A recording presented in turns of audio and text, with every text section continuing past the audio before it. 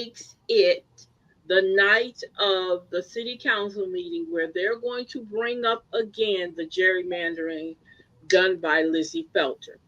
They're going to do a two, I think only two public uh open meetings about it, and December 2nd is the next one. That's on their next city council meetings that they'll be talking about the gerrymandering.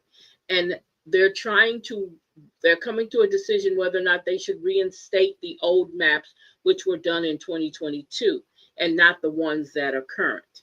Um, which I'm hoping that they vote against leaving these maps like they are, because that was a miscarriage of justice. It was illegal and it should have never been done. So that's December 2nd, which is the next city council meeting. Um, if anybody, I wanted to kind of give you guys some news. You know, last night we talked about Mr. Fuller, and we showed you guys some videos.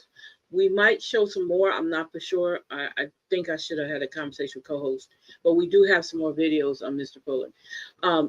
Look, also, you guys, he's having a memorial. They're having a memorial for him at the New Birth Fellowship Baptist Church. I think that's what it is, Missionary Baptist Church. And I think it's on Enterprise. I'm going to double check, but I think it's at 2:00, and that's this Saturday. So I'm going to attempt to go if I can. I want to make sure the information is correct. So I will be checking on that. And that you can find the information, actually was on KLB. So you might can find the information over there, and hopefully KLB has the right information, but that was what was told. That is at 2:00 Saturday, and it's going to be a memorial for him. So definitely, guys, if you can go, be available to go, because he's going to be well missed. It's gonna, yeah, he's gonna be well missed. Hello there, ma'am. Hello, Miss Dixon.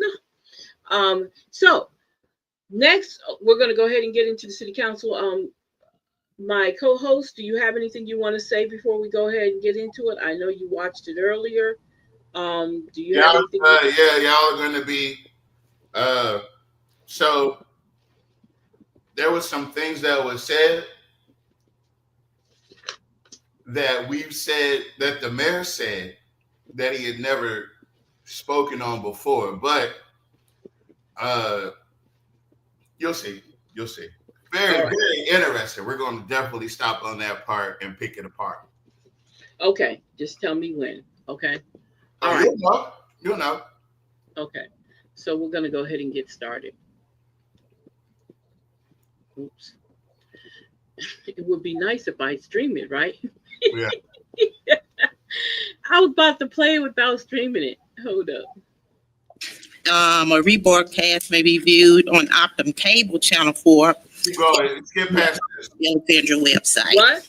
Skip past all this. Okay. Have the invocation. Yep, that too. There's only a couple seconds. 2026. Number 4, right. Introduction to the ordinance authorizing the mayor to promote the city of Alexandria by entering into all contracts with bands and vendors for 2026 events and other matters with respect thereto. Number 5, introduction of an ordinance relative to the Alexandria Healthcare Initiative, LSUA, to authorize the mayor to execute on behalf of the city those necessary or desirable intergovernmental cooperative endeavor and joint services agreement and other contract related to the Jackson Street Allied Health Downtown Health Services Central Capital Improvements, more particularly described as local or other non-state capital project matches, to authorize the project. LSUA Downtown Health number 19-602-2301. If 19-002-498. Authorizing the expenditure and encumbrance of budget and prioritized fund. Authorizing agreements, commitments, and drawdowns with the state of Louisiana through the Division of Administration and or through the Board of Supervisors of Louisiana State University and Agriculture and Mechanical College, LSU, and other or through and with LSU, Alexandria, its foundation, and other related parties and contracts, and otherwise providing with respect thereto. Number 6, introduction of an ordinance authorizing an annexation of 6.896 plus minus acres tract of land located at 2711 North MacArthur Drive and part of lots 54 and 55 of Experiment Plantation, situated in sections 18 and 19 of Township 4 North, Range 1 West, Rapides Parish, Louisiana, AC1 Limited Commercial District, MFO Multifamily Overlay District. Zoning classification is requested upon annexation for the development of a nursing home. I need a motion, please. Move. A second. Second. Moved by Councilman Fowler, second by Councilman Johnson. Any items to committee? It's 4 and 5 illegal. Can we do 6 to committee?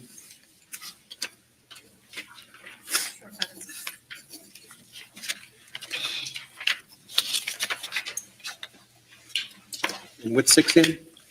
Uh-huh. What committee is 6 in? They put them in. Okay, They put them in. okay, all right. G, resolution. Number 7, resolution to co-sponsor Zeta Phi Zeta Founder Community Foundation Scholarship Workshop at the Bolton Avenue Community Center. I need a motion, please. Move. Motion by Councilman Fowler, second by Councilman Lawberdane. Public comments, discussion, all in favor? Aye. Any opposed? Motion carried. H, ordinances for final adoption subject to public hearing. Number 8, to consider final adoption of an ordinance authorizing the mayor to accept the low bid submitted for treated wood poles. I need a motion, please. Move. A second. Second. Moved by Councilman Ballard, second by Councilman Johnson. Public comments. Mr. White, Thank you, Madam President. You- Appreciate it. you're welcome. My name is Mr. Cornelius Lawson White Jr. I live at 3638 10th Street in Alexandria, Louisiana, 71302. And my phone number is area code 318-446-6934. I know Jules Green had brought it up about this treated wood because in our area, they had the creosote plant. So I don't know if y'all looked into this and see if we could put anything other than this treated wood, maybe steel poles or. I looked And into it, Mr. White. You did look into it? Yes, or- I did. I spoke about it at a previous meeting. I went to Pineville. I talked to a supervisor over there Uh-huh. who actually worked with those poles and those chemicals. Oh, okay. The people that I spoke with have been there like 30 and 40 plus years. They say they don't have anything, no No environmental, environmental, yes, so Well, see, that's good. See, that's really good. Thank See, you, the Mr. people can appreciate that. And let's pray for Joe Fuller's family because he was a city councilman. yes, he was. Thank you, sir. Thank you. All in favor? Any opposed? Motion carried. Number 9, to consider final adoption of an ordinance authorizing the mayor to accept the low bid submitted for a minimum of 1 rear load and refuse truck, 25 cubic yard capacity. A motion, please. Second. Motion by Councilman Fowler, second by Councilman Johnson. Public comments, all in favor? Any opposed? Motion carried. Number 10, to consider final adoption of an ordinance authorizing the mayor to accept the low bid submitted for a minimum of 1 gravel truck for the sanitation department. Motion, please. Move. I need a second. Motion by Councilman Ballard, second by Councilman Fowler. Public comments, I have a discussion. question. Mayor, overall, how is our sanitation equipment looking? Overall, Stop it. I don't know. You give me maybe a next meeting to answer it. This is a Okay. Now, as plain as that question was, what does that question mean to you?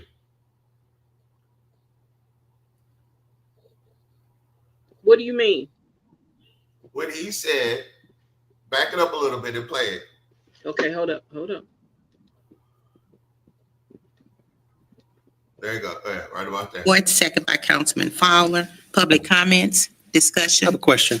Mayor, overall, how is our sanitation equipment looking? Stop it. Okay, Now- so go ahead. What did he say? He basically just asked a simple question: how does it look? And he No. basically, go ahead. What he said? How does the sanitation equipment look overall? Overall, yeah. Okay. What does that mean? To me, it means that he wants to make sure that we all have good sanitation equipment, and there's nothing that needs to be fixed. Everything is up to par. Now That's play what it. Now play it. Gotcha. Hold up. Give me a second. Overall, I don't know. You give me maybe a next meeting to answer it. This is a Yeah. bid. okay. I'm just curious, just like to know, just overall, kind of give us an assessment Okay. of how our equipment looks so that the people can. When you say looks, you mean Status of it, the status of it, workmanship. if we're short or? Yeah, for short, what do we need? We're worried to have some garbage trucks. I don't know if we I get. just want a kind of idea where we are with that. Okay, stop it. Okay. You said you would get that. Okay. Now you're asking the mayor about the sanitation department that he's the head of, Mm-hmm. and Yep. he doesn't know how to answer a question about how the equipment looks overall. So, and this is crazy because he said, well, this is just a bid. Do you understand why we say what we say about how the council don't have all the information a lot of times when they throw these things, when they create these ordinances? Because you got to remember, each proposal has to have an author to it. Doesn't matter what it is. They have to have an author in order for it to become an ordinance, for them to even talk about it. It's a bid. There's a reason why he asked that question. My thing is, how can you ask for something and don't know the status of what you Okay. have? There you go. So are you just asking for stuff, or do you really need it? Well, yeah, exactly. So because you got to remember, proposals, when they put those bids out, something needs to be done, right? A repair needs to be done. A new equipment needs to be bought. Something has to be done. So what is the action that's being taken? And his question is valid. There's nothing wrong with him asking that. It's just the idea that he don't know. Because again, y'all, you got to remember, Jock pretends like he doesn't know what's going on all his departments. Jock is a micromanager. Let me say this to you guys. We went over his personality a long time ago. He is a micromanager. There's nothing that goes on in the city of Alexandria that this man does not know what's going on. I'm telling you that. There's nothing that goes on in the city of Alexandria that he is not aware of. Nothing. Because he has his little flunkies that run back and tell him everything, right? So there's nothing that goes on in the city of Alexandria that he doesn't know. Shouldn't that have been a part of the proposal? What we Yeah. do on one hand, or what we do, Yeah, it should be a listing of everything. Yeah, I think it should be. You're asking for them to accept the bid. So why are we even bidding for this? Exactly. That should have been a part of, but that just goes to the larger thing that I'm speaking to. She's all over the place with one, yeah, and he wants their thoughts too. Yeah, so that goes with the whole thing about them pushing through stuff and not having the proper, I want to say, vetting process, but they don't get the required paperwork that goes with it. But go ahead, hit the space bar instead of clicking it. Hold up.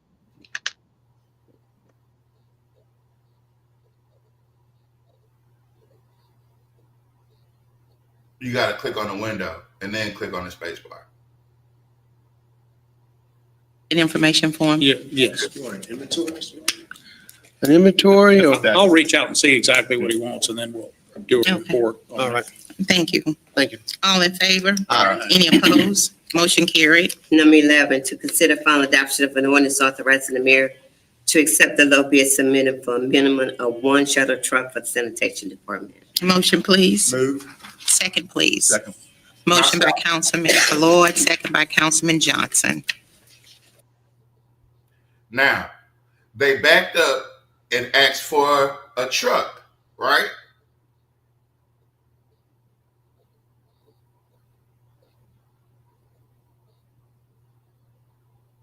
You on mute. Okay, I'm sorry. And so they turned around and asked for a truck, right? Yeah. So that should have told you, hey, we need to put in what we do have on hand. Yeah. We need it. Yeah. Yeah. That should be part of the bid. I mean, the proposal for them to explain to the city council, because there was no need for him to ask that question if they don't know. Right. So the mayor doesn't know what they have, but they're steady asking for more stuff. No, exactly. No, the mayor does. Well, okay. Well, either way it goes is just as like this whole Epstein thing. He either knows and don't want to say, or he doesn't know and it's a shame that he don't know. Mm-hmm. I just don't believe he don't know. I just don't believe that. I can't believe it either. But go ahead. I believe that he definitely knows everything that goes on in that city. What goes on down at that city barn, I think he knows everything because there is a snitch in every department. Yeah. Let me say this again. In a facility like that, there's a snitch in every department. The question is, how did that make it onto the agenda without having all the paperwork? Well, I know it's on the consent calendar, but how did it get on his desk without the paperwork? Yeah, because that's not just coming straight to the city council, y'all. Okay, all of this is not going straight to the city council. None of it's going through the city council. No, because Trey Giss, if I'm not mistaken, Trey Giss is the one who writes up everything. Him and Jock Roy. Yeah, him and Jock Roy. So yeah, and the fact that he doesn't have that information on hand shows you that's a pattern, and it's small, it's minute. Yeah, it's a pattern of. Well, keep going.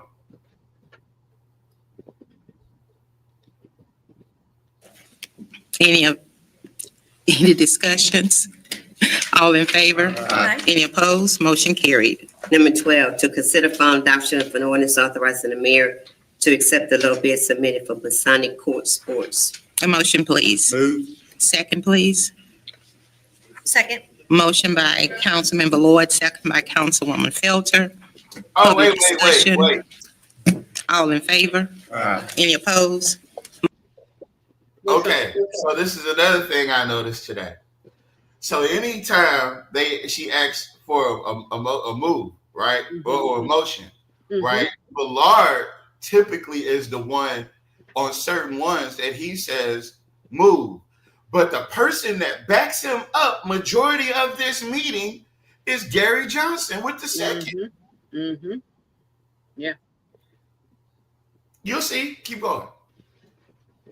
Motion carried. Number 13, to consider final adoption of an ordinance authorizing the city attorney to settle and compromise the disputes in the matter at the 9th Judicial District Court entitled Terry Holmes versus City of Alexandria, docket number 273418, and other matters related thereto.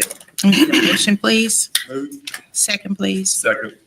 Moved by Councilman Lloyd, second by Councilman Johnson. Public comments, discussion. You want to discuss this, Mr.? Yes, ma'am, if you don't mind. I don't mind. Okay. The only thing, and my name is Mr. Cornelius Lawson White Jr. I live at 3638 10th Street in Alexandria, Louisiana, zip 71302. I get it. When do we get to see how much goes out? Or do we ever get to see how much goes out? It's in the ordinance. It's in the ordinance? Title of the ordinance. It's $307,647.21. Oh, okay. Okay, that's fine. That's all I wanted to know. Thank you. Thank you. Now, what they're talking about is a payout. The city is settling with somebody to the tune of $300,000. Yep. $300,000. I wonder what that person sued the city for. I know. I'm trying to figure out. That's not our family down in Ruby, Terry. No, rewind it back and hear the name. Yeah, I know the name already. You don't. I don't have to do it. I know who it is. I don't. No, I don't know. I don't know. I don't know. But it's a $300,000 settlement that's being paid out by the city, and that's what they went into executive session about. Yeah. City council meeting. Yeah. But now that we know a little bit more about it, we can look into what took place. Yeah. And when we can find out what took place, then we know that the city of the city of Alexandria and all of their look, you got Jonathan Goins, you got Trey Gist up there, hell, you got Jock Boy up there, you got that other little dude up there. And all them people couldn't find a hole in that other person that sued them story enough to not have to settle. Because most likely, majority of the time, whenever you pay out Tavares, is somebody that they actually were in the wrong doing. Yeah. The city did something wrong. So the city was in the wrong. Okay, before we go any further, let's talk about the legal fees and stuff. Remember when Mr. Fuller, because Mr. Fuller did this. Remember when Mr. Fuller was trying to get our legal fees down? Because they come to find out that we were paying more for legal fees with all these lawyers stacked into the city of Alexandria, that they were paying out more than Shreveport. That was Gold Wings. Gold Wings eats all that up. No. This is all anybody they had contracts with to do legal, any type of. And we found out majority of the contract money went to Gold Wings. Yeah. So the thing is, they were spending more money in legal fees than the city of Shreveport. And Shreveport is 3 times our size. And what you find out is those are his buddies. Those attorneys were all his buddies. This is why we say what we say. We're not making this up. We don't have nothing. I don't have nothing against him. We're just pointing out when you have a mayor that does the things that he does and get away with them. Okay? Now, let's go ahead and finish playing. Discussion. All in favor? Aye. Any opposed? Motion carried. Number 14, to consider final adoption of an ordinance authorizing the mayor to accept the proposal received from UtiliServe LLC for water distribution flushing program. Motion, please. Move. Second. Second. Motion by Councilman Ballard, second by Councilman Fowler. Public comments. Mr. White, Yes, ma'am. Thank you, Madam President. you're welcome. Again, I'm Mr. Cornelius Lawson White Jr. My address is 3638. This ordinance, Yes, you Mr. did. White. You said Mr. they White. smell. Mr. No, White. I'm just telling you what the man Hold on. said. You can look at the tape. You can Mr. find out White. what he said. Mr. White, I'm finna tell you, this water distribution flushing program is for the firemen to go out to flush the, What? You got to stop it and back it up so you can hear his question. Oh. fire, Be periodic testing and everything.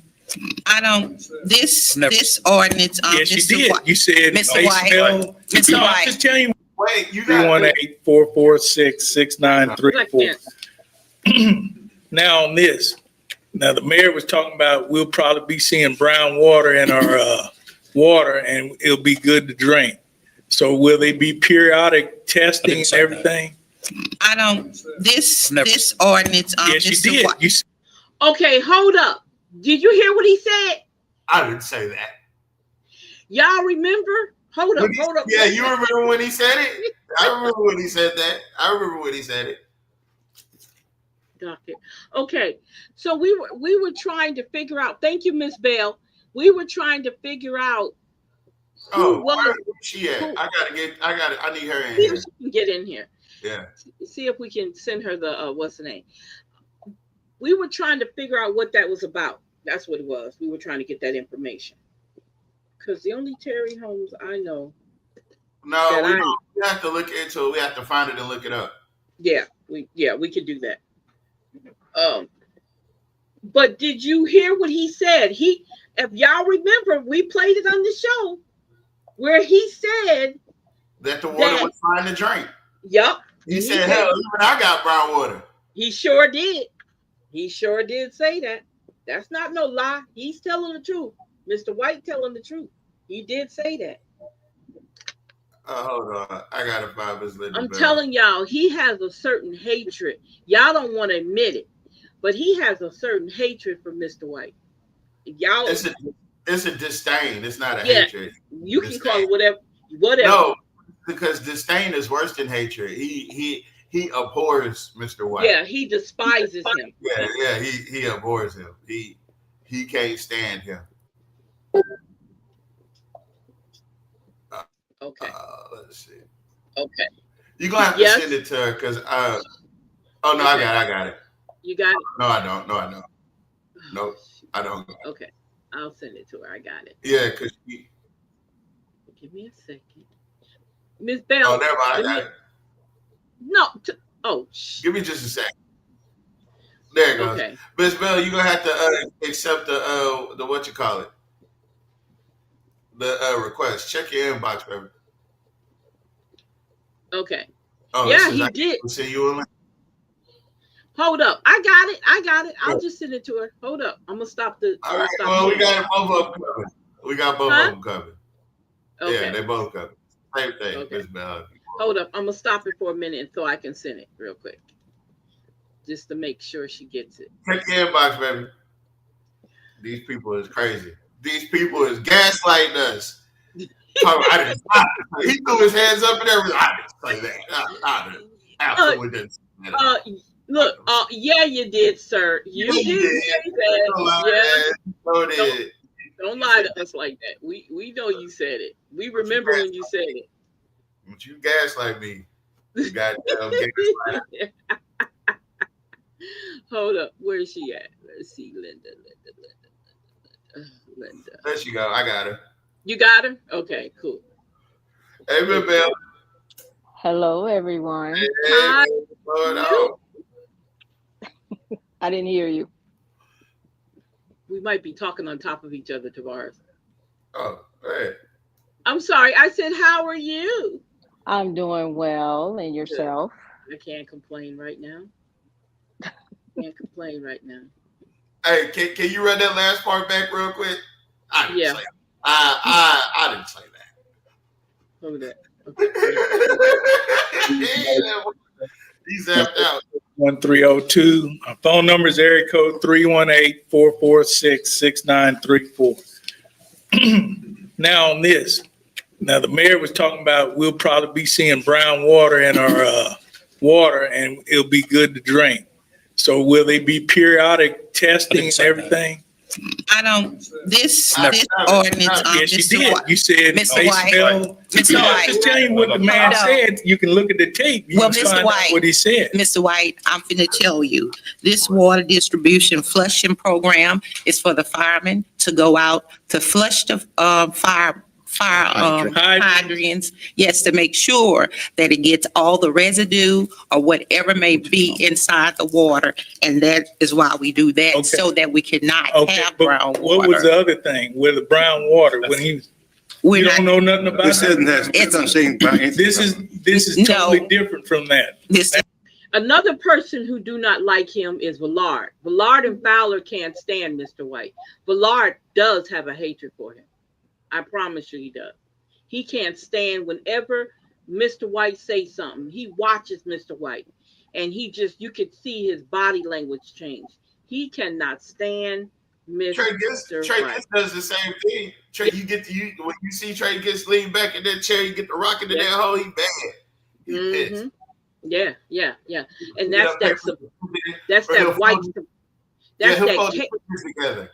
Yeah. That's that KKK-ness they have in them. I'm sorry, but that's allegedly. Okay, whatever. Okay, all right. Miss Bell, you said you remember him saying that? I remember when he said it too. Yes, I do remember that. Yeah, he sure said it. I didn't say that. Shit. He said because he could drink the brown water too. He sure did. And he lives in District 4 because he said where he lived at. Yeah. So be careful what you're saying, Mr. Mayor, because we do know. Matter of fact, we played it on here. One of the city council meetings we played on here. He said it. I want So you guys to listen to what Mr. White asked about. Um, is there another project dealing with the brown water? okay, And I think Miss Perry tells him no, but listen to Roy's response. okay, Okay. that's what's coming up. That's what you're saying? This doesn't have anything to do with the brown water that we discussed No, previously. but there's This, a no, flush. sir. No, hold up. I'm just asking about, Mhm. okay, this is a second flushing that we're having? Mr. White. This- We would That's what have, I'm trying to find out. This is You- routine. Flushing. So the this fire is hydrant routine. is routine. Not only. Okay, in well, Alexandria, what's this other flushing? but with all the rust. flushings are based on the same thing, Mr. White. When you flush the fire hydrants, you're flushing out the residue. You're flushing out Yeah, whatever rust may, and all like yes, that. whatever may be inside, so that you can have water, decent water that is not Okay. brown that you're asking about. Well, I'm just asking, I okay, I understand. understand what you're saying. This is the routine, because I've seen the fire department come by, because I've got a hydrant on my corner spot. So I Yes, see them sir. come by. But the other flushing, what about that? That's the same thing. When you It's the flush, same thing? yes, sir. Okay, thank you. All right. Madam President, Yes, sir. just one question. You did answer the wheres for the fire hydrants. What is the occurrence of those flushings? Mayor, Mayor can answer that. What do you mean the occurrence? How Often. often Oh, is it often. flushed? We're the fire department is constantly in a state of flushing. That's what is part of keeping our fire rating #1, which we've achieved for the first time. We also have several other projects that flush that are separate from the fire department flushing that Okay, we've stop. gone over quite a few times this year included, where we have the unidirectional flushing, so you're pushing sediment one way. Okay. We have Yeah. several different programs that overlap.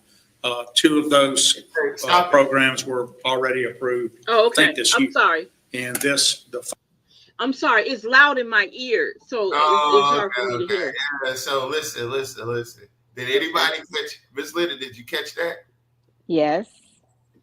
Now, what he's saying is that the fire department is always in a state of flushing. Okay? Always. It's a recurring thing that happens often, is what he is all the time. It's constant, is what he said. Now, play it. Hold up. And listen to Malcolm's question. fire hydrant flushing is something that is a constant all the time. Yes. And so what happens is sometimes debris is stirred up by flushing. Right. And so if if you see the fire department flushing in your area while it's necessary, it can stir up sediment by doing it. But that is a necessary thing to keep those fire hydrants and the pressure and everything correct. It also, as Madam President said, actually has it has an effect on also keeping things moving. So while it's not part of the unidirectional and other programs, we do schedule in a way to follow that. So we're trying to maintain a process to push any sediment if we think we've caught somewhere out or identify where it is. I have a question, Mayor.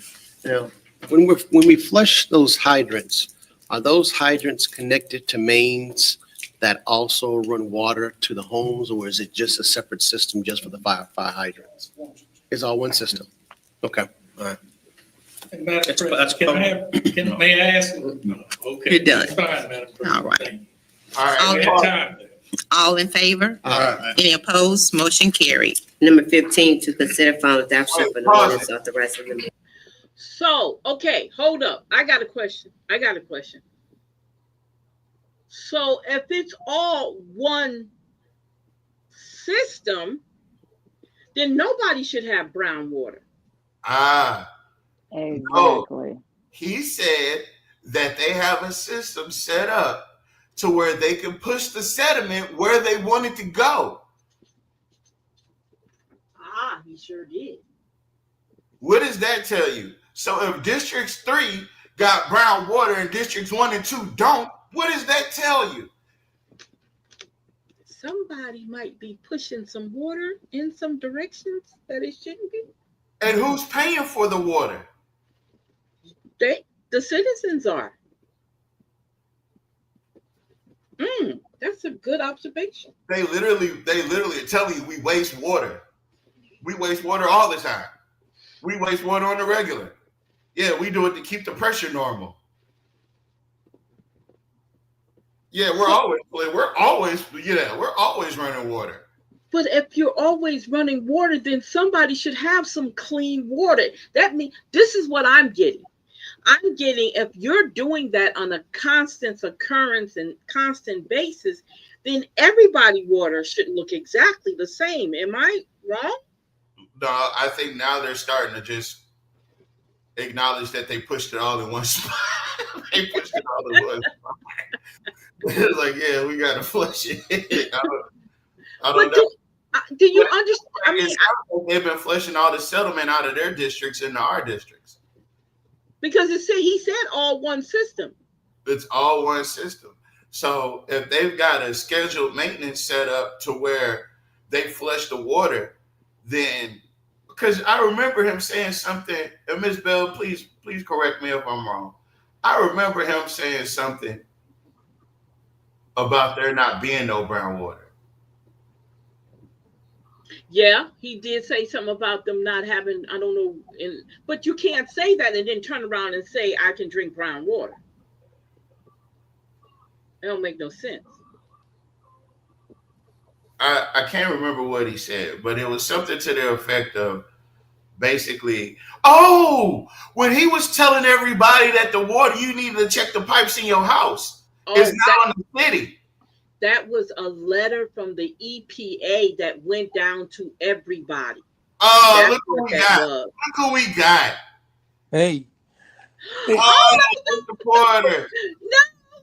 Hold on. Hey, folks, I had to call in. I was listening on the computer while I was doing some other things. But let me clear up something for you. This talk about flushing, what they're doing, they're just opening up a fire hydrant and just let it flow.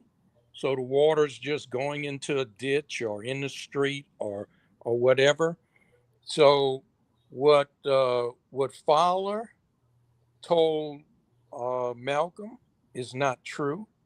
And of course, District 5 don't have these problems, right? So Fowler wouldn't even know what we're really talking about. Vallard never really go into districts 1, 2, or 3. So he probably have never witnessed this. But when they're talking about flushing, they are opening up a fire hydrant and just letting that water flow. Now, this is what the situation is. We have wells that provide water for the city of Alexandria. The strata where the water wells tap into, when the water flows through those wells, it also brings sediment and things that's in the strata where the water is located. So that flows into the system. And depending on which wells are going into certain parts, certain sections of the city, those sections of the city, districts 1, 2, and 3, get a lot of sediment. Now, here's what causes a bigger problem. A lot of areas in districts 1, 2, and 3, because District 2 gets brown water, District 3 gets brown water. The problem is a lot of those pipes are very, very old. They're more than 40, 50 years old. And they're not as large, okay? And what happens is that this sediment that comes out of the well and ends up in those pipes, these pipes, some of them are dead-ended. So if you have a water main going down a large street and the side streets that connect to that large street, the water line that comes off of the main water line going down the dead end street, those are the places where we have problems with brown water, because the sediment that comes from the water wells and flows through the main water system, when it gets into that dead end line, the flow slows down or stops, and so the sediment actually settles out. It deposits, it forms a deposit along the bottom of that water line. So think about this. Let's say you're sleeping or at nighttime when you're not using your water. That water through the line that feeds your street and your house is stagnant. So all of the sediment in that water settles out. And then the next morning, when you open up your water faucets and that water starts flowing again, it brings that sediment into your house. And that's the problem we're having. Now, there's a couple of ways to uh, correct this problem.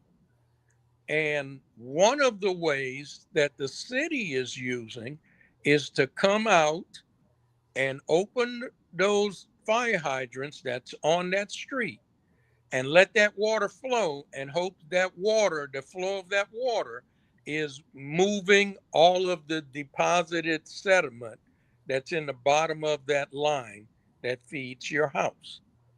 So when they're doing that flushing, that's what they're talking about. It's not flushing into another line that's recirculating that. What it's doing, it's flushing it onto the ground. Now, if y'all could remember a long time ago, I went out to Miss Velma Jacobs' house because uh, they were having brown water problems, but the hydrant was right across the street from her house. Well, they flushed that so often because she's on a dead end street, like most of the other ones along there. The problem was all of the flushing they did was eroding the ditch and the sediment that was underneath the street. So they had a major problem. Okay, they were trying to correct one problem and they were causing another equally disastrous problem. So here are the things that the city would need to do to correct the brown water. They would either have to take those uh, wells and put some kind of sediment filtration on there, and that's very expensive to do. It'll take several $1,000,000. Okay. The other thing is you take the lines, those dead end lines, and you make it a continuous loop so that it doesn't just dead end and the water becomes stagnant. And when the water stops flowing, the heavy particles, the sediment, drops out. It settles to the bottom. And so that's a problem.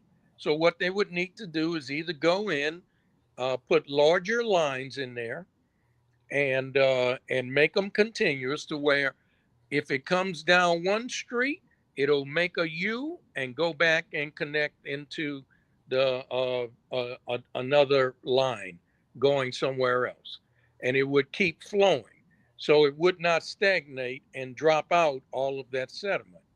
The other thing that they would have to do is to put filters on everyone's home where they have these dead end lines. Now, if they did that, that's very expensive also. Okay.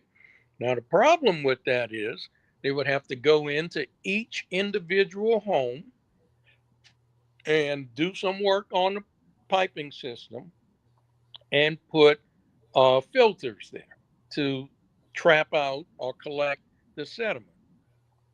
those filters would need to be changed on a regular basis, whether it's 3 months or 1 month or 6 months, but they would need to do that on a regular basis. Okay. And if the pressure drops too much, that means the city would need to install a pump to help get the water into the homes. So either way you do it, it's going to be a major capital project. But this nonsense that Fowler just told Malcolm, that's not true. That water does not go into another system. It goes into a ditch or it goes into the street. And if they are always flushing, that means you got some big problems with sediment settling. But now keep this in mind. District 4, Districts 5, they don't have this problem. District 1 got it to a real low frequency, but District 2 and District 3, they have brown water issues. And they're just not telling the truth here. And unfortunately, our council members don't know enough about the problem to really be able to explore it further and ask more questions. But I had to call in. I was doing some work on a computer, but listening to the show just to make sure you guys can go away with the correct information. And so that's what the deal is. Thank you. How you doing? I'm good. I'm good. I'm hanging in there. And by the way, your show the other night, the tribute to Joe Fuller, it was excellent. And I thank you for doing that. That was great. Yeah, Thank you so much. yeah. You're welcome. But look, Mr. Porter, before you go, baby, look, so they're saying that it goes into all one system. They're saying even when they flush it out, it all goes in one direction. No, that's not true. See, because Okay. when they flush, they're opening a fire hydrant, taking the. Mm-hmm. You know how in New York, when it got hot, we used to open the fire Yeah, hydrant? yeah, yeah, Well, sure did. well, that water just going on the streets, right? Mm-hmm. Yeah. They're doing the exact same thing. It's just that instead of cooling off the kids, it's just trying to remove the sediment that has settled in the bottom of those pipes to Uh-huh. get them out. And the way they do it, they just open up the fire hydrant and let the water flow, and hopefully it takes the sediment out with it. Mm-hmm. And they do that from what Jock Roy said, and I don't even know if he knows what he's talking about, to be honest. But Mm-hmm. I don't know either. It's just that if if they're always flushing, then that's a big problem. Mm-hmm. And then your other question, who pays for it? So the city of Alexandria owns the water wells. Yes, that's right. So the water that gets charged is whatever goes through meters. Mm-hmm. Okay, so if they're flowing it through the water hydrants, it's not going through your meter, so you should not get charged for it. Mm-hmm. And since we own the water wells and the reservoirs, that just ends up water that's being wasted, that water that we could use, but it should not be water that the citizens are paying for. Only the water that goes through your meter Mm-hmm. should you be paying for. But aren't you still wasting water with that system? Aren't Oh you yeah, still, regardless? oh yeah, because you open the hydrant and run that water is going into the ditch, which goes into the Chatelaine Canal or the Horseshoe Canal. I mean, Mm-hmm. it's flowing out of the city. So yeah, Mm-hmm. that's Okay. water you could otherwise drink or take a bath in or wash Mm-hmm. dishes or cook with. Yeah, that water's going. That's right. Okay, now I don't know if you remember when we did the show about Cure, when Cure came in, which was DeVee Thomas and all. Thomas DeVee came in and gave an analysis about how the utilities need to be redirected or whatever with the money and stuff. Now he also mentioned, the other guy also mentioned about selling the water, saying Yeah. that we have water that could be sold like other cities do. They sell their water to other cities that need water. You understand what I'm Yeah. saying? That Yes, would be a and look, profit. Go ahead. that's true because the city of Alexandria owns several water wells. Mm-hmm. We Mm-hmm. These are reservoirs that I think are about three. These are water stratas in the earth, underground. That's about 300 feet, 400 feet below the surface, Mm-hmm. and we have wells drilled into those stratas. Okay, Mm-hmm. and so we pump that water from the stratas into our water towers, Mm-hmm.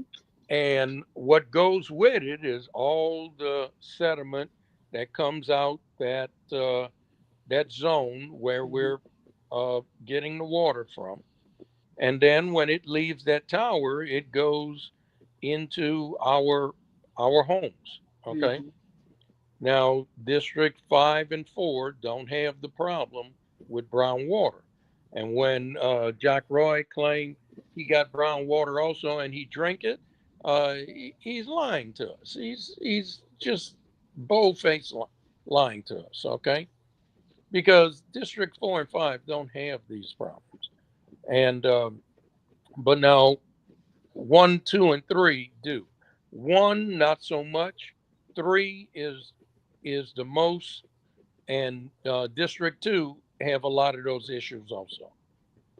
Yeah. But yeah, that water is water we own, and we got a lot in those reservoirs until I shouldn't call them reservoirs. They're underground in strata, and until that runs dry, Mm-hmm. yeah, that's something we could definitely sell. That's something we have a lot of Mm-hmm. is Yeah. water.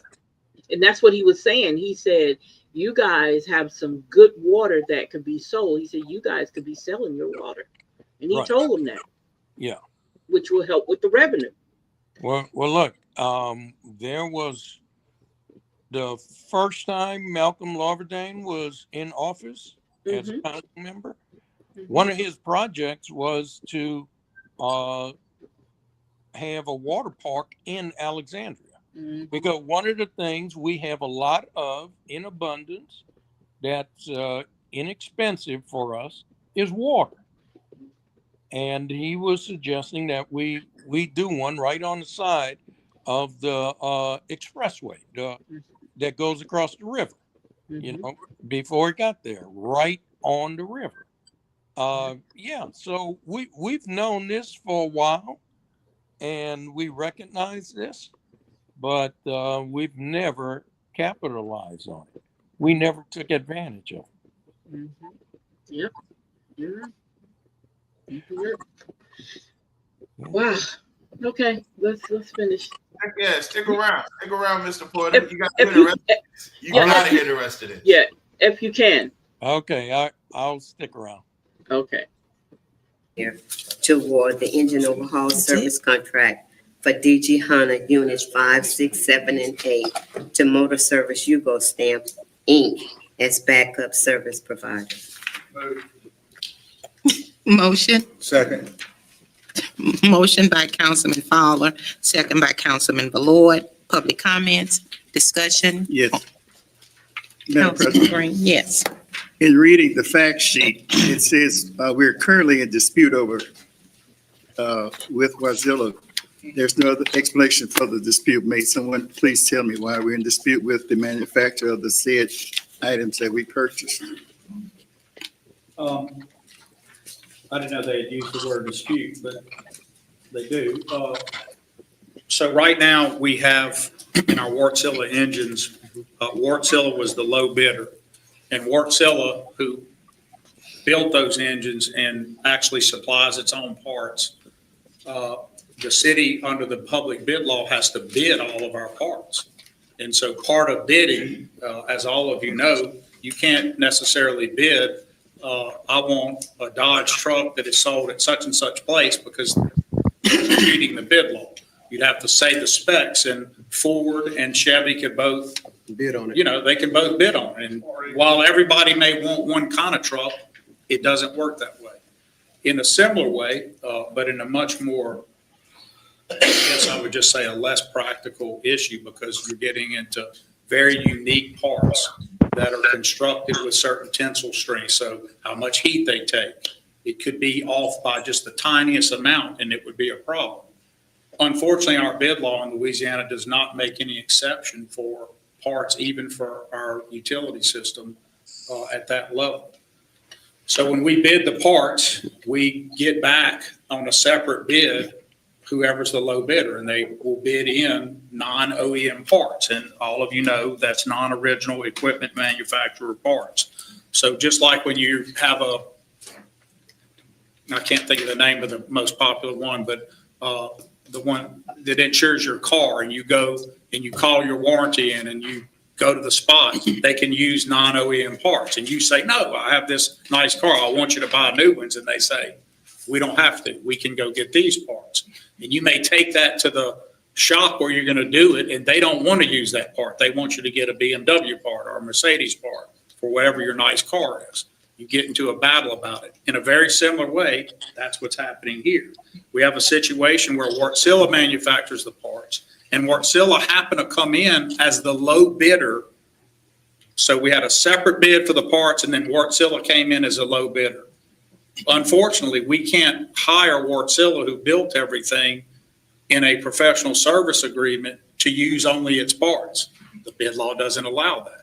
So Wartsilla, for the first time, because we've been using non-OEMs for a while, said, we're not going to work on engines unless you use our parts. Dispute. So we have them finish an engine 5. We worked out a deal with them. These are for your other. Okay. We wouldn't even be in this situation if they would have never spent that money on those parts. Can y'all hear me? I got it. Yeah, something happened with this thing. Oh, okay. There you go. Now. You got to I'm not on mute. No, can you hear me? Mr. Porter. Mr. Porter. Yeah. No, he's not on mute. I'm looking at him. He's not. Hello, Mr. Porter. Can you hear us? He can't hear us. He can't hear us. Okay, he went mute. Okay. So. Yeah, can you hear us, Mr. Porter? Can you hear us, Mr. Porter? No, he can't hear us. He can't hear us. He'll fix it. So with those Wartsilla parts, y'all, if you hear what he's saying, so down the line, these propellers, these big old ship propellers, has become a problem down the line. Okay. Think about that. I think he fixed now. Can you hear us, Mr. Porter? No, he can't hear us yet. Mr. Porter.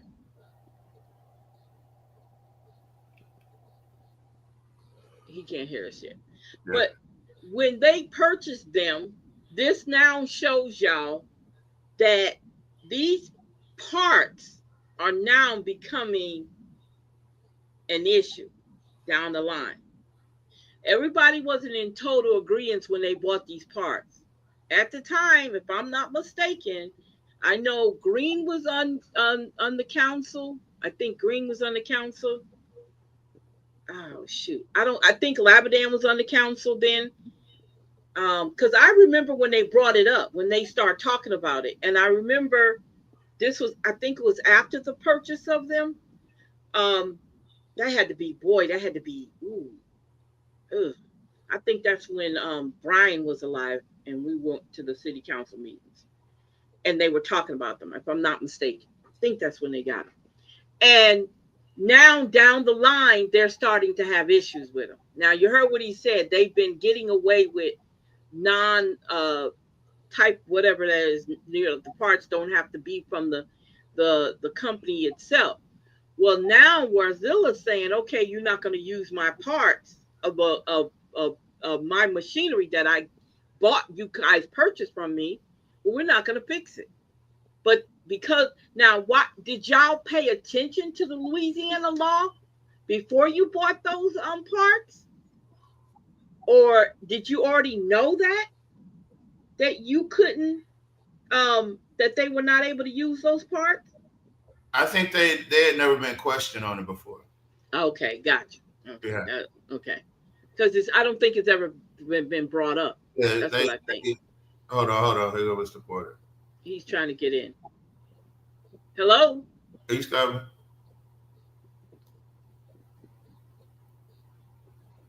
Because I know that was a big thing, and a lot of there we go. Can you hear us, Mr. Porter? But everything had stopped. Oh yeah, it started staticking on our end, but we could see you. You just couldn't hear us. Yeah. But yeah, run it back for him real quick. Hold up. Yeah, it was telling. I'm getting a message saying those has muted your mic. Yeah, your mic. A whole bunch of static. Yeah, Okay. You sound digital. You went digital for a second. Okay, so I'm gonna play it again, and I want to get your explanation. Give me a second. Whatever your nice car is, you get into a battle about it. In a very similar way, that's what's happening here. We have a situation where Wartsila manufactures the parts, and Wartsila happened to come in as the low bidder. So we had a separate bid for the parts, and then Wartsila came in as a low bidder. Unfortunately, we can't hire Wartsila, who built everything, in a professional service agreement to use only its parts. The bid law doesn't allow that. So Wartsila, for the first time, because we've been using non-OEMs for a while, said, we're not going to work on engines unless you use our parts. Dispute. So we have them finish an engine 5. We worked out a deal with them. These are for your other engines. My concern will always be and remains, and Marcus and I are working through this, having the assurances that non-OEMs for the type of asset we have, different than a car, has to work at the same level. And all of you will know this too. At this level, there are international grading agencies, if you will, and they look at the parts and they determine that it's been tested and it has the same tensility or tensile strength, the ability to withstand force. And all of those different things are in place. While I'm convinced that we're doing it right and these guys are doing the right thing, I remain a little concerned because of the unique nature of the Wartsila engines and what I know to be the level of Wartsila is a fine company. I mean, these guys are doing the best in the world at this. And so if they don't want to warrant other parts, it's not warranty. So remember, those are old. We're out of warranty. One of the questions I should have settled for you first is, will this void a warranty? No, we're way out of time on that. But I still have to worry about the integrity of the engines and if any part that we use isn't. So remember, these are big companies that make them exactly the same. So you could have big manifolds. These are like a giant Rolls-Royce car engine, if you would imagine, but as big as this room. So all of those different things have to be looked at. They're handling number 5, which tells you a little bit about the dispute. The fact that they're willing to use certain things to do 5 is a little bit of a tell, if you will, on, well, why not do the others? But they want you to use their parts, bottom line. So we're trying to work that out with them. Is litigation? In the meantime, no, absolutely no litigation. That's why I was surprised they used the word dispute. No litigation. Wartsila is doing that. What I think we're trying to work out is to make them change their mind and do it. We've done it in the past. I'd like to see Wartsila do it. This other group, who is not Wartsila, came in a little over. I think it's $300,000 for the next responsible bidder. They've worked for us before. They've serviced the engine before. The reason we want to do this now is belt and suspenders. Because of our requirements with MISO to stay on time and have our. That's the problem. That's the problem. MISO is the problem because they have to see, those are the requirements MISO says they have to have. Oh, wait a minute. Mr. Porter is out. Yeah, I see. His camera's out. He'll come back in. Those are the requirements MISO wants them to have. Mr. Porter? Mm-mm. No, he can't hear it just yet. He's trying to get in there. Those are okay. So they're having to make sure everything, because the whole purpose of all of that was for them to get on that grid, to be part of that co-op. That was the whole thing. Can you hear us, Mr. Porter? Mm-mm. No. Nope. He probably needs to go back off and then come back in. But yeah. That he can hear us. He can hear us because he did it. Yeah. Back. Come back in. So the bigger problem is we're doing this for myself. Yeah, because in order for you to stay in their requirements as a there, let's see, he's trying to come in. Add to stage. There we go. Yeah. Let's see. Okay, there you go. All right, there we go. Okay, I was able to hear you guys. You just couldn't hear me. No, yeah, we couldn't hear you. Now, did you hear what Jock said? I did, and look, this is a little bit complicated because here's the situation. You have turbines that are built by a particular manufacturer, a particular company, and they would like to be the ones who work on your units, sell you parts, and things like that. And Jack Roy's a lawyer. He's not an engineer, so he kind of struggled to explain this. But this is the analogy he should have used. If you buy a car from a manufacturer, say you buy a Ford, when it's under warranty, you take it back to Ford. But after the warranty's gone, you don't have to buy Ford parts or take it to Ford. You can take it to someone else who can work on your car, okay? And they may use parts that are not manufactured by Ford, all right? But if you take your car to Ford, you cannot use Ford will not put any other parts on your car except the Ford manufactured parts. And that's what this company is saying. When you hire us to come in and work on our equipment, we're not going to use parts that you bought from somebody else. You have to buy our parts. Now, their parts cost more. That's the reason if you have a Ford, instead of going to Ford and buying tires or a battery or an alternator, you'll go somewhere else and buy it. And then when you go to Ford, not only do the parts cost more, but their labor is more. So you might take it to someone else, like a Pep Boys or somebody, to get the work done.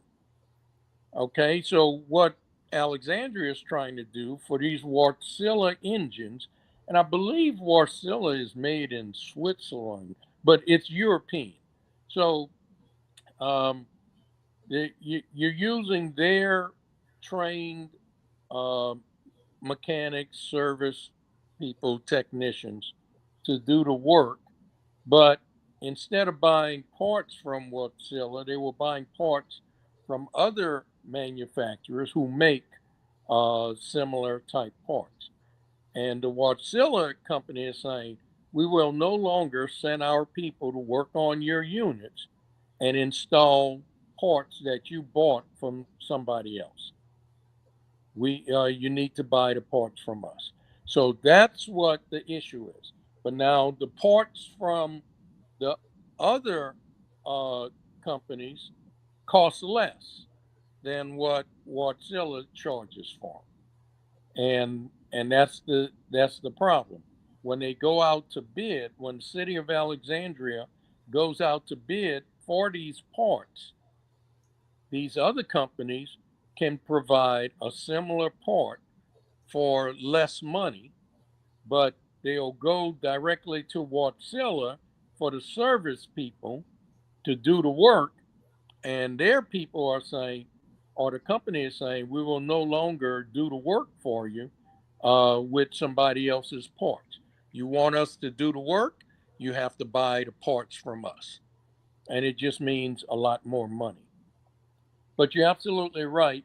You see, when Jack Roy put us into MISO calls all the shots for our plants, when we run and when we don't run. That's the agreement with MISO. So that's what landed us in this situation. And so all those times y'all had to vote on those Wartsila parts, that like that wasn't the OEMs, or was that the actual Wartsila parts? Yeah, that was. I believe that was the OEM. That was the original equipment manufacturer, who is Wartsila, and that's that. I do believe that's what that all of that was. And look, that comes up almost every month. Every month you got that on the agenda. Yep. Right. That's a lot of money. And you know what, you guys? These are ship parts. Yeah, it comes over there.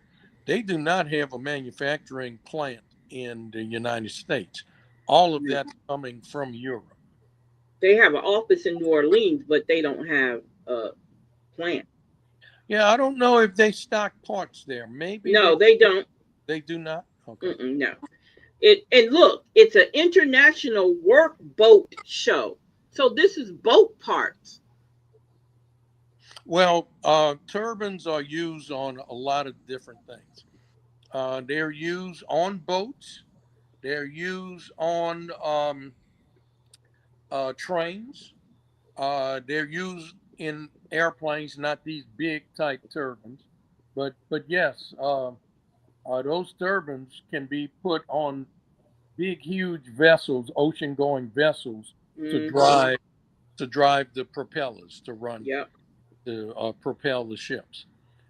And you're probably familiar with that, Tavares, having been in the Navy. That's for the United States, we use Westinghouse and General Electric turbines for our naval vessels. Yes, sir. Wow. All right then. That's a good explanation there. Okay. So you know what, Mr. Porter, you're correct. Every month we doing something to them doggone DG Hunter units. Every month. So Every what's month. going on? And they're not even firing them up. No, they're not running. And wait a minute. Say less. Keep going. Oh, we're gonna find out something? Yeah, you're gonna find out something. Okay. All right. Engines fire as they're called on every day and be compliant with MISO. We want to have both in place. We'll continue to talk to them. There is no legal dispute. Wartsila is not saying, if you will, well, why not do the others? But they want you to use their parts, bottom line. So we're trying to work that out with them. In the meantime, no, absolutely no litigation. That's why I was surprised they used the word dispute. No litigation. Wartsila is doing that. What I think we're trying to work out is to make them change their mind and do it. We've done it in the past. I'd like to see Wartsila do it. This other group, who is not Wartsila, came in a little over. I think it's $300,000 the next responsible bidder. They've worked for us before. They've serviced the engine before. The reason we want to do this now is belt and suspenders. Because of our requirements with MISO to stay on time and have our engines fire as they're called on every day and be compliant with MISO, we want to have both in place. We'll continue to talk to them. There is no legal dispute. Wartsville is not saying we're suing you or anything. They're just saying we won't work unless you buy our parts. We're constrained by a bid law that in this case, I think. Okay. Listen, if you hear what he said that MISO calls on them every day to fire up their engines. I don't. Now you see, this is what I don't really know. First of all, you need to run your engines on a certain frequency, and so that it's our responsibility with MISO is that when they call us, we have to be up and running within 4 hours. And then when we do run, we would run for a minimum of 4 hours or as long as they ask us to run. Okay. So, one of the ways to make sure that you can fire up and run within 4 hours is to test your units daily. Okay. So, if you got 4 units over there, and they usually ask you to run one of them, you would test one day and bring it up to speed, run it, and then shut it down.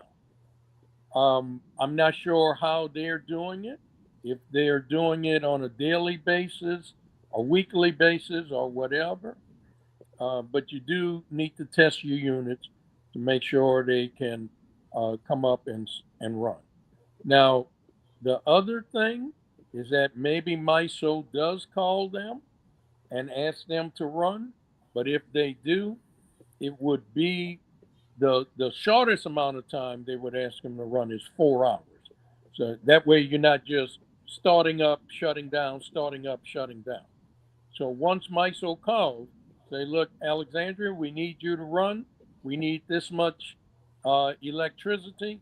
That'll let us know, do we put 1 unit on, 2 unit on, 3 units on, and the minimum time is 4 hours.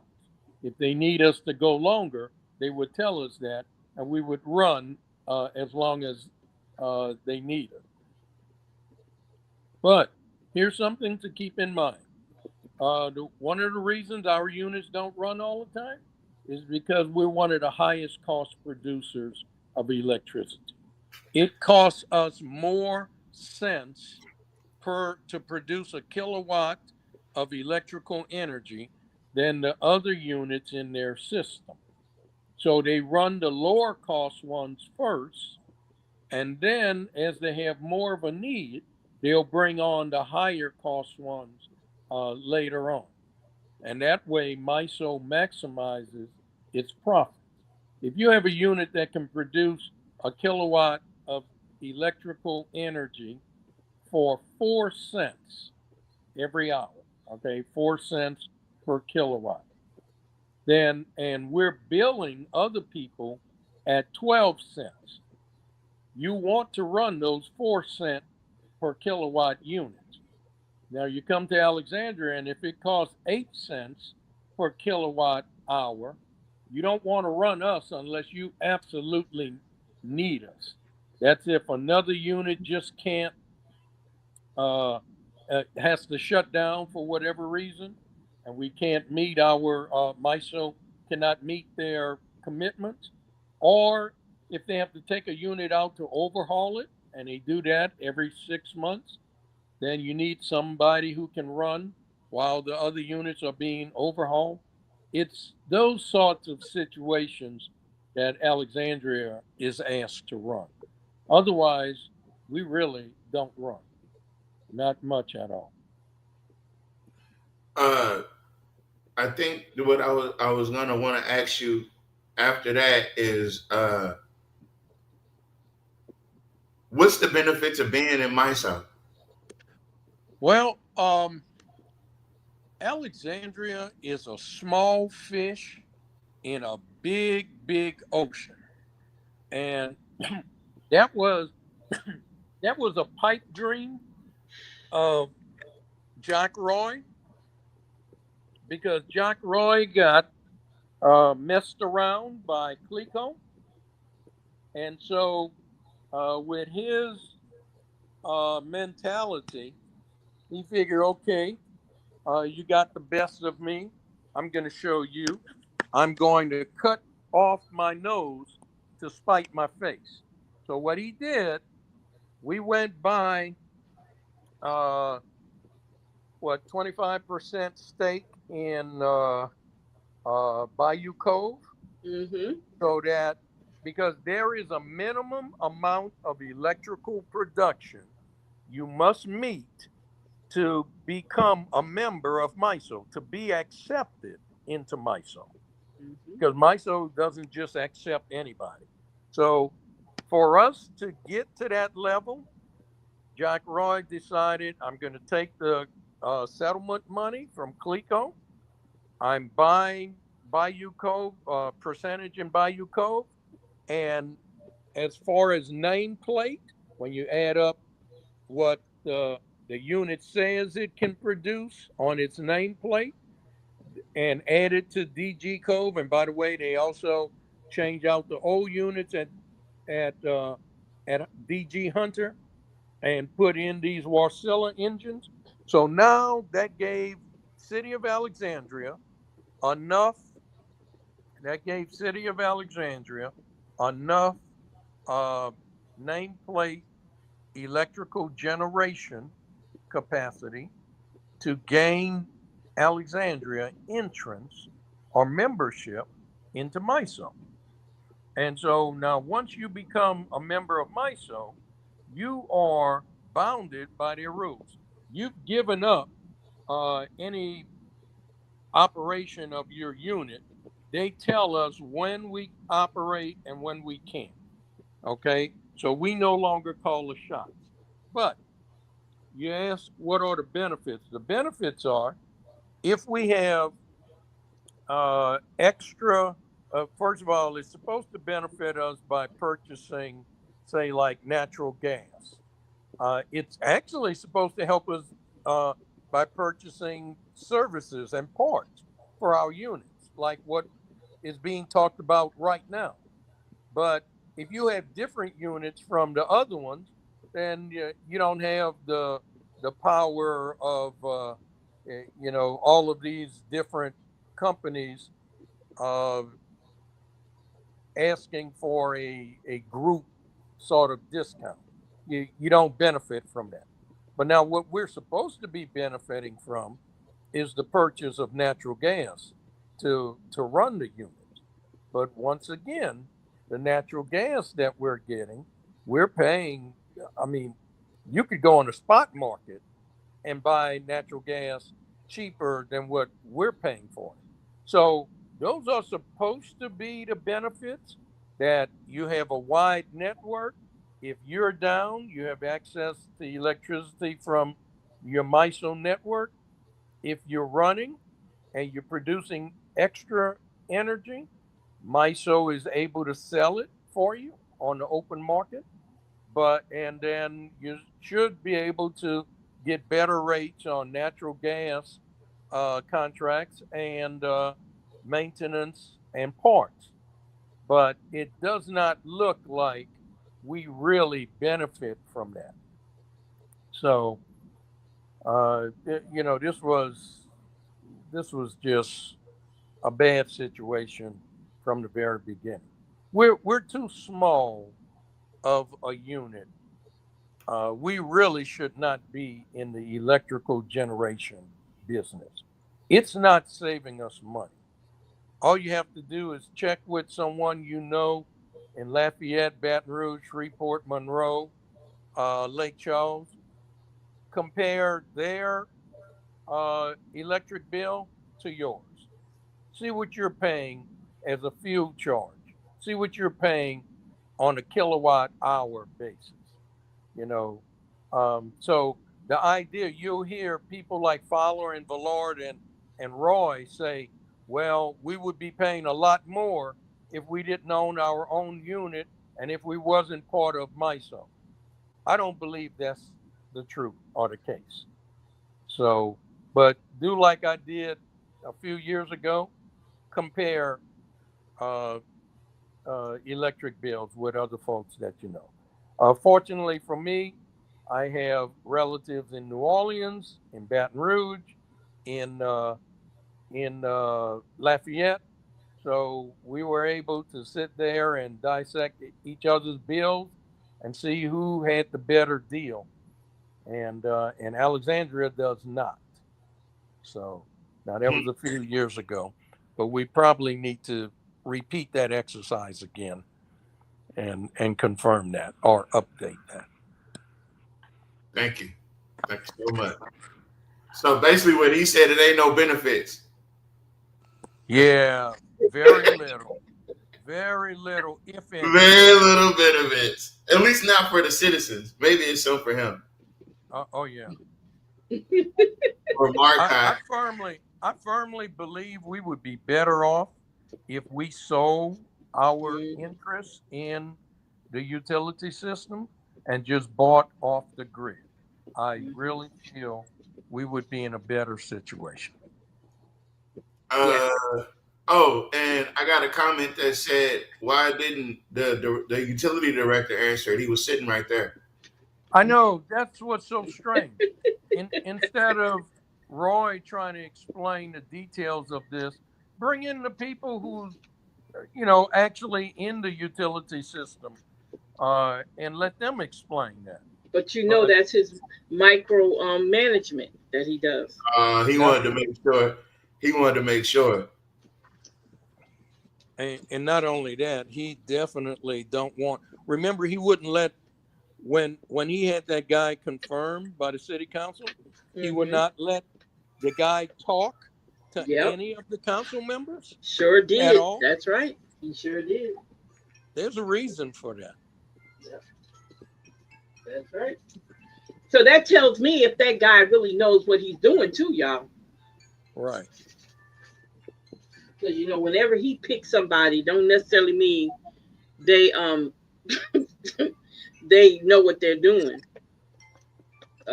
Somebody in that said, sounds like the mayor loves being used. No, the mayor thinks he's doing. Lots of times, the mayor's making decisions off of his feelings.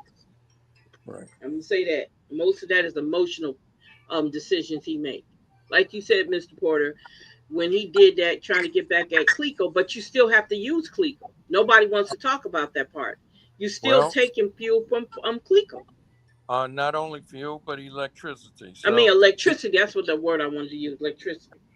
because look, the DG Hunter plant, it Hmm. cannot generate enough electricity to supply all of Alexandria need. Hmm. So we're constantly buying off of the grid. And when MISO tell us don't run, that's because MISO can produce the electricity cheaper and sell it to us. And guess what?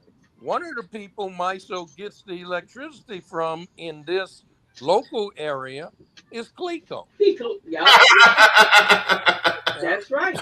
That's right. So You can't make that up. yeah, so we really should not be we should not be in the electrical generation business. Let's say that loud enough. You might get offended. Yep. I hurt his feelings. Yep. And understand we still are in debt for the bonds that the city went out and get in 2013 and 2014 for to purchase the Wasilla engines and the 25% of Bayou Cove. So we're Hey. still paying for that, and we will be paying for that until 2030, 2040. Yep. Sure is. You're right. Now let me ask you something. When did they buy those? What's the name? When did that happen? Uh, I think that was 2015 15. Okay, then you was because they floated the bonds 2013, 2014. Mhm. So I think they bought the engines in 2015. Okay. And it's possible they could have bought them a year earlier. I remember when they did the city council meeting, they were talking about it, but I couldn't remember what year that was. I couldn't remember the year. That's what it was. I thought it was um I thought it was during the time before Brian passed away, but it wasn't. It was after. Okay. All right. Okay. Hold on. Did you see the article on KLAB about Clico warning for a scam? Yeah, I saw that. I saw that article. That Clico saying some people are calling, saying they're from the utility company or something. Don't they do that like every year? They don't. Every year around the holidays is always some type of scam. Always. It's always one around the holidays. Last time it was the restore scam. Well, look, they do that with the Alexandria utility system also. Yeah. I've gotten in the past, I've gotten some calls that said, well, your payment didn't go through, and so you can send your payment here within a certain amount of time, and we will not charge you a late fee, you know. And so when I checked to see if my payment went through, it certainly did. So these are some other people. And then when you look at where they were asking you to send or make a payment, then it had nothing to do with the city of Alexandria. So that's been going on in the past. Now they hadn't done that lately. I hadn't received anything like that in the last few years, but we used to get targeted by that exact same scam. Mm-hmm. They do that with the computers too, saying that you have something going on with your computer. They'll say their Microsoft Office or something like that. And they do the same thing with computers. And they haven't contacted you yet, is what you're saying. Yeah. Yeah, no. And look, if you're a client or a customer of Alexandria Utility System, December 1st they're changing their payment location. So you have to go back in. If you were paying online, you have to go back in and get a new account because they're switching from the old one to the new one. Now it's taken them that long to get to a new system ever since they were hacked way back when. It's taken them this long to get a new system. Okay. That's interesting. What does that tell you? Yeah, that tells you they're just a sitting duck waiting for somebody to come along and take a shot at it. That's what it tells you. Because in between that time, they could have got hacked again, right? Yeah, absolutely. That's right. That's right. Oh, Lord have mercy.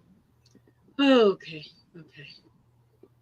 Antiquated is not the right word. I don't think the bid law, it is not the norm for cities to have a full muni as we do, Mr. Lawverdane, as you know. So it's just not something they consider. You can imagine that over the decades, people have argued this about vehicles too. And that doesn't make it because people say a Chevy and a Ford, we're not going to let you only get a Chevy because that's what your guys want, or only get a Ford. Typically, these guys. This is different. These are different kinds of parts. But typically, these guys can make these moves with private companies. And yes. And since we are a municipality. That's correct. It doesn't quite jive. A private company can elect and say, we're not going to risk it. We're only using Wartsila parts. And they're at the mercy then of however that bid is, because even though they're not required to bid as we are, they bid, right? They get. So we shot a can over the bow, and we're seeing what we can do about it. Well, or equal has to be or equal. It can't be anything else. So these are certified. Now you hear the two people that's talking, right? Mm-hmm. Those two people, Mr. Porter, please correct me if I'm wrong. They were on the city council when they got those back in 2014 and 2015? Yes, definitely. And I think they voted for it. Yes, definitely. I think so. That's why you'll hear certain subject matters that they talk about. Oh yeah, that they YouTube chime will in speak on up it. for. They'll chime in on nothing else. They'll chime in on that. They'll chime in. You'll know that they had a part in it when you hear them two talking. Whenever those two talk, you know they had a part in something. It happens every time.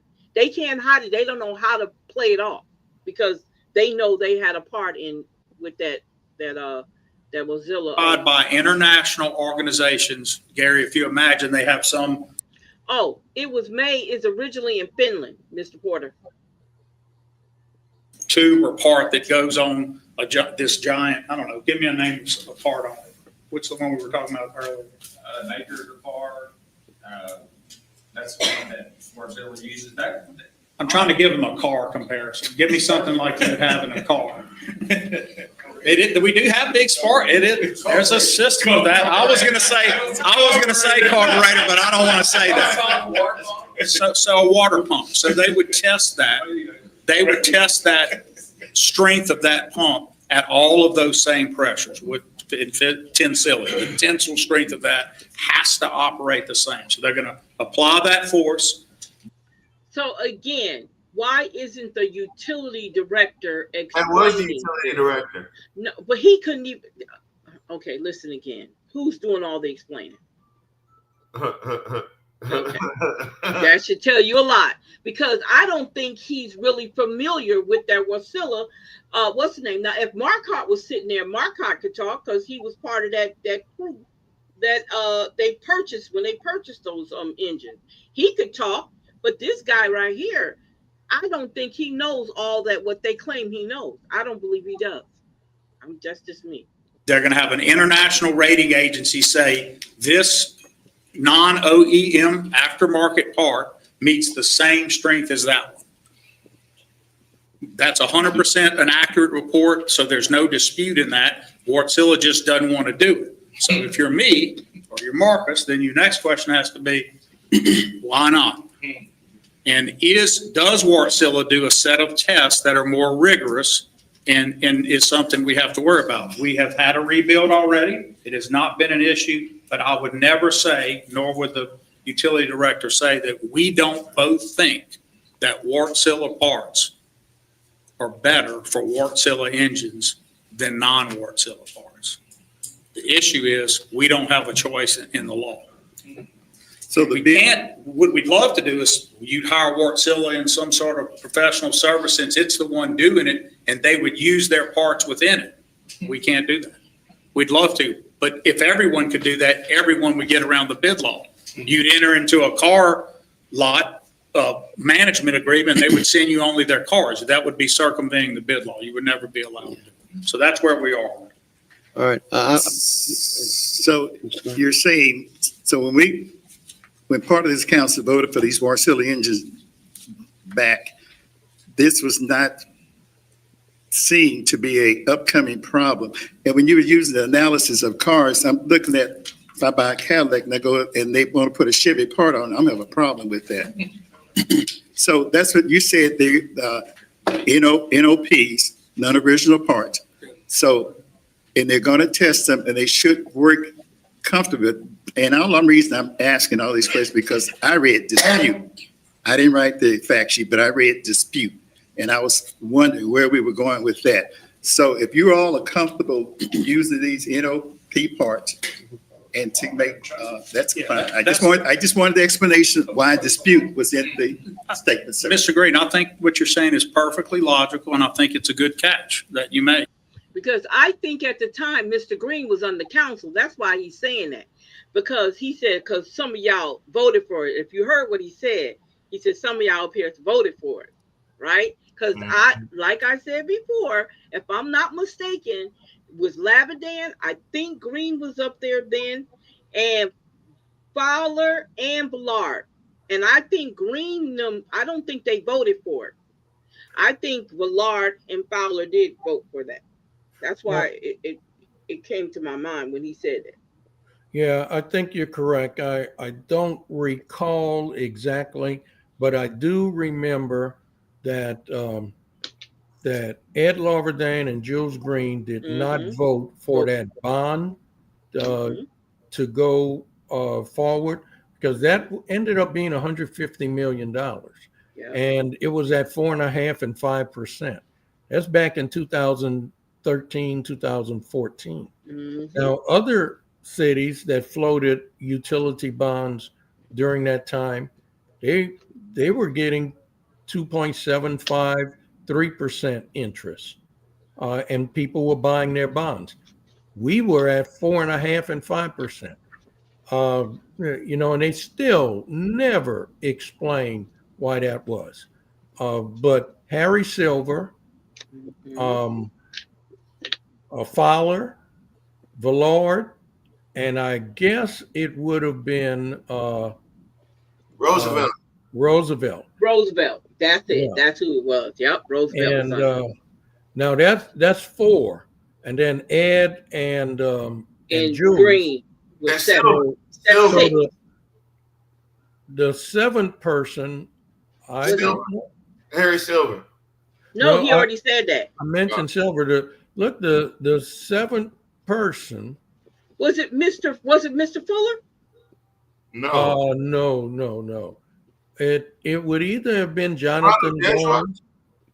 Oh, you know what? It may have been that guy Jerry Jones. Jerry Jones. That's who it was back then. I think it might have been Jerry him. Jones. Yeah. And Mr. Labadan and Mr. Green voted against it. Well, you know what? That wouldn't have been Jones, because didn't Jules Green? Oh, that would have been Goins. It would have been Jonathan Goins. The guy sitting next to the mayor. Yeah, it would have been Jonathan Goins, or it could have been Mitzi Gibson. Oh yeah, it could have been Mitzi up there then. Oh, you know what? Let me back up. If not Mitzi, it would have been Hobbs. No, it wouldn't go that far. No, Pumpkin, not Hobbs. It wouldn't have been Hobbs. Okay. Nah, it would have. I think it was Jerry. I think it was Jerry, because it was either Jerry or Jonathan, but it couldn't have been Jonathan. It was Jerry. It had to have been Jerry. Okay. Oh, well, okay, because when Jonathan resigned, Over. Jock Boy picked Jerry. Yes. Yep, right. he sure did. That's yep. right. That's right. But anyway, this was 2013, 2014.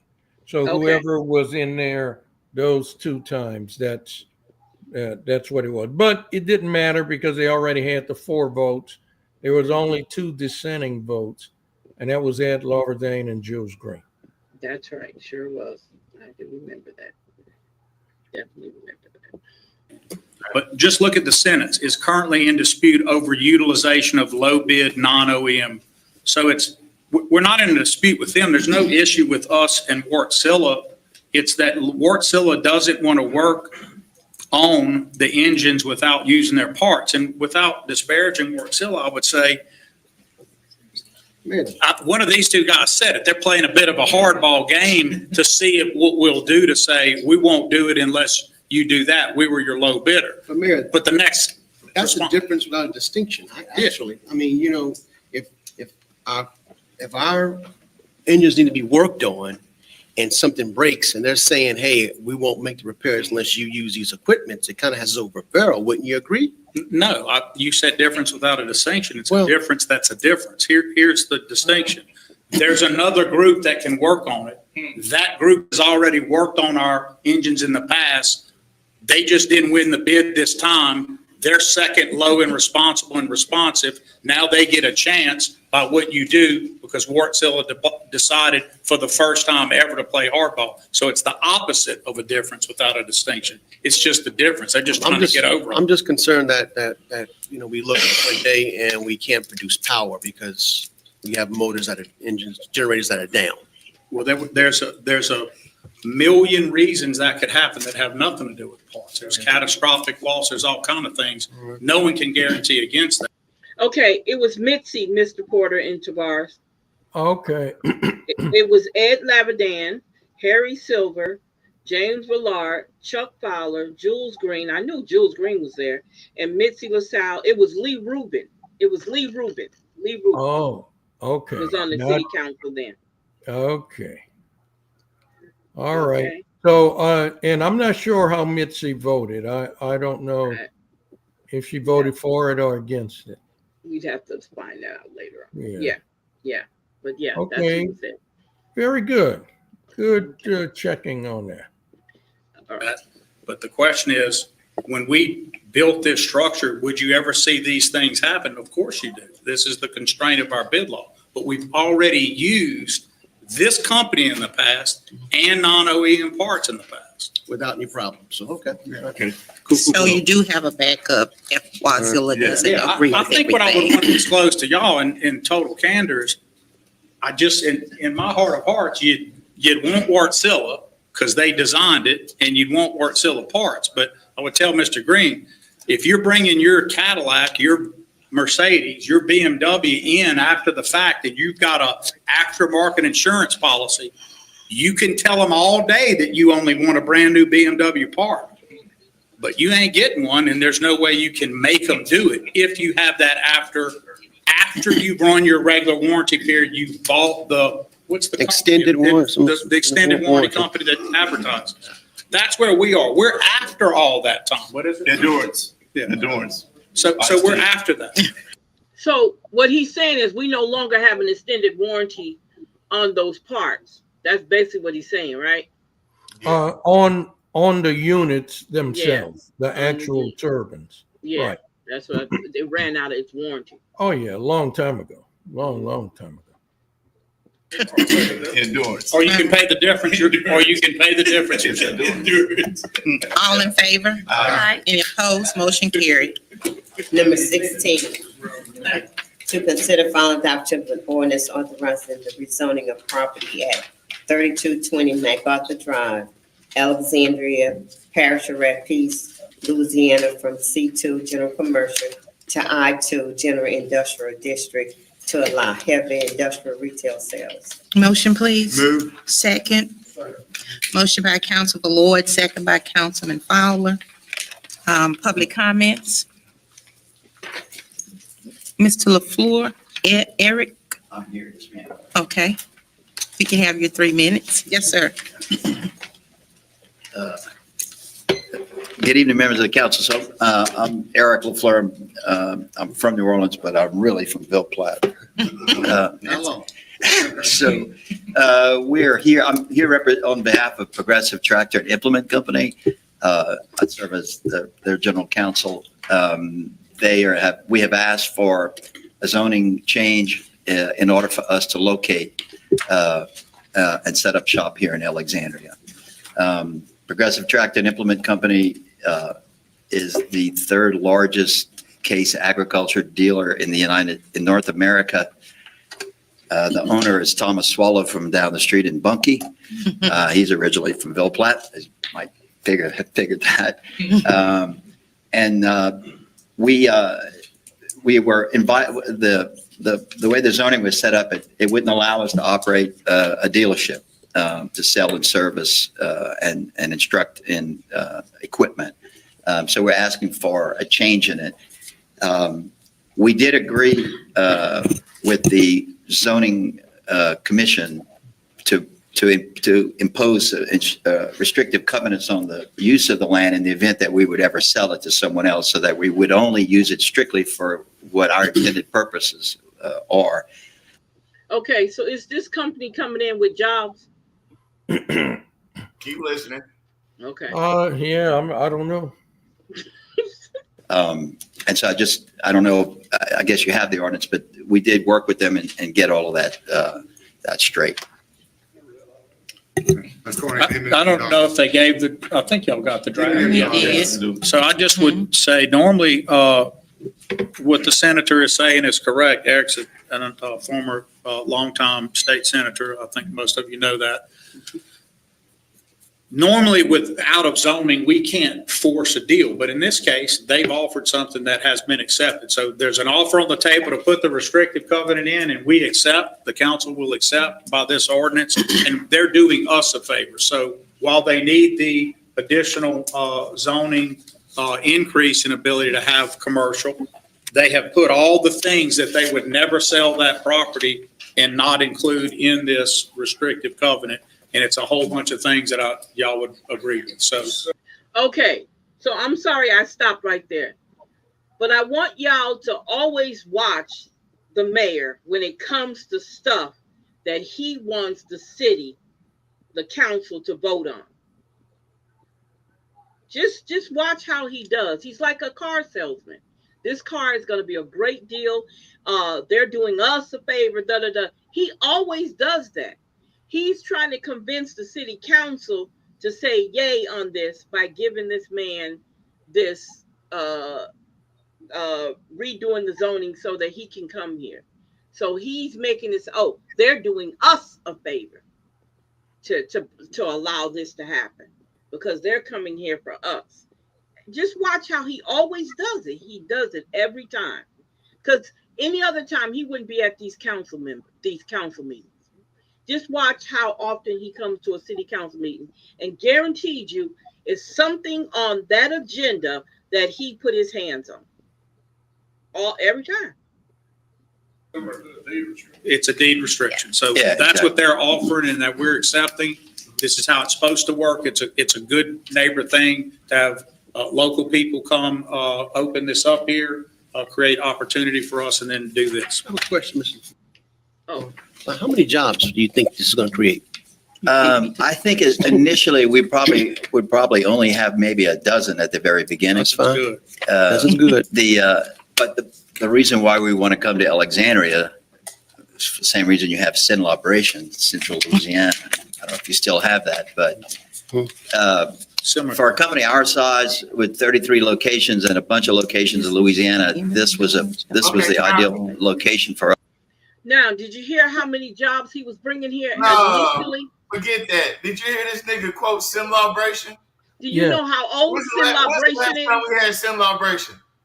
And you know who got rid of Sin Lawbration, right? That sucker sitting right Jock there. Roy. Jock Roy got rid of it because it was too many black people profiting from it. Yeah. And the black people came out to that celebration in droves. The queuing on the red was part of that. Queuing on the red, that's right, with the big barbecue contests and stuff. Yep, sure did. He got rid of it. He sure did. And, now, this guy is a former. Didn't they have Frankie Beverly? Yes. Yes. 1 year? Yes. Yes. Every year they came. Frankie Beverly and Mays came down. Yep. Sure did. And look, this guy, he's a former senator. Y'all got to listen to the favors. Now, Jock is a mayor. He's a former senator. Yeah, this is a good old boy hookup. Yeah, this is a hookup. You can spray it. You can put perfume on it. This is a hookup. Okay? Now, think about how long Alexandria ain't had this type of company in Alexandria. Think about it. He brings these small scale companies. They're pretty big. They're the third largest in the nation. Yeah, but they got 33 locations. Okay. What this is going to be, and look, you got to pick up on every word because he's being real specific with his choice of words. He said at the beginning, it will be 12 people. A dozen. That's right. That means as they get up and operating, it'll drop below that. Now, this is strictly going to be a sales office. So you don't have to go to Lafayette to buy their product, because this is heavy equipment, right, for agriculture. Yeah, exactly. So we already got a John Deere on MacArthur. We got a Case 50 on, I forget what highway that's on.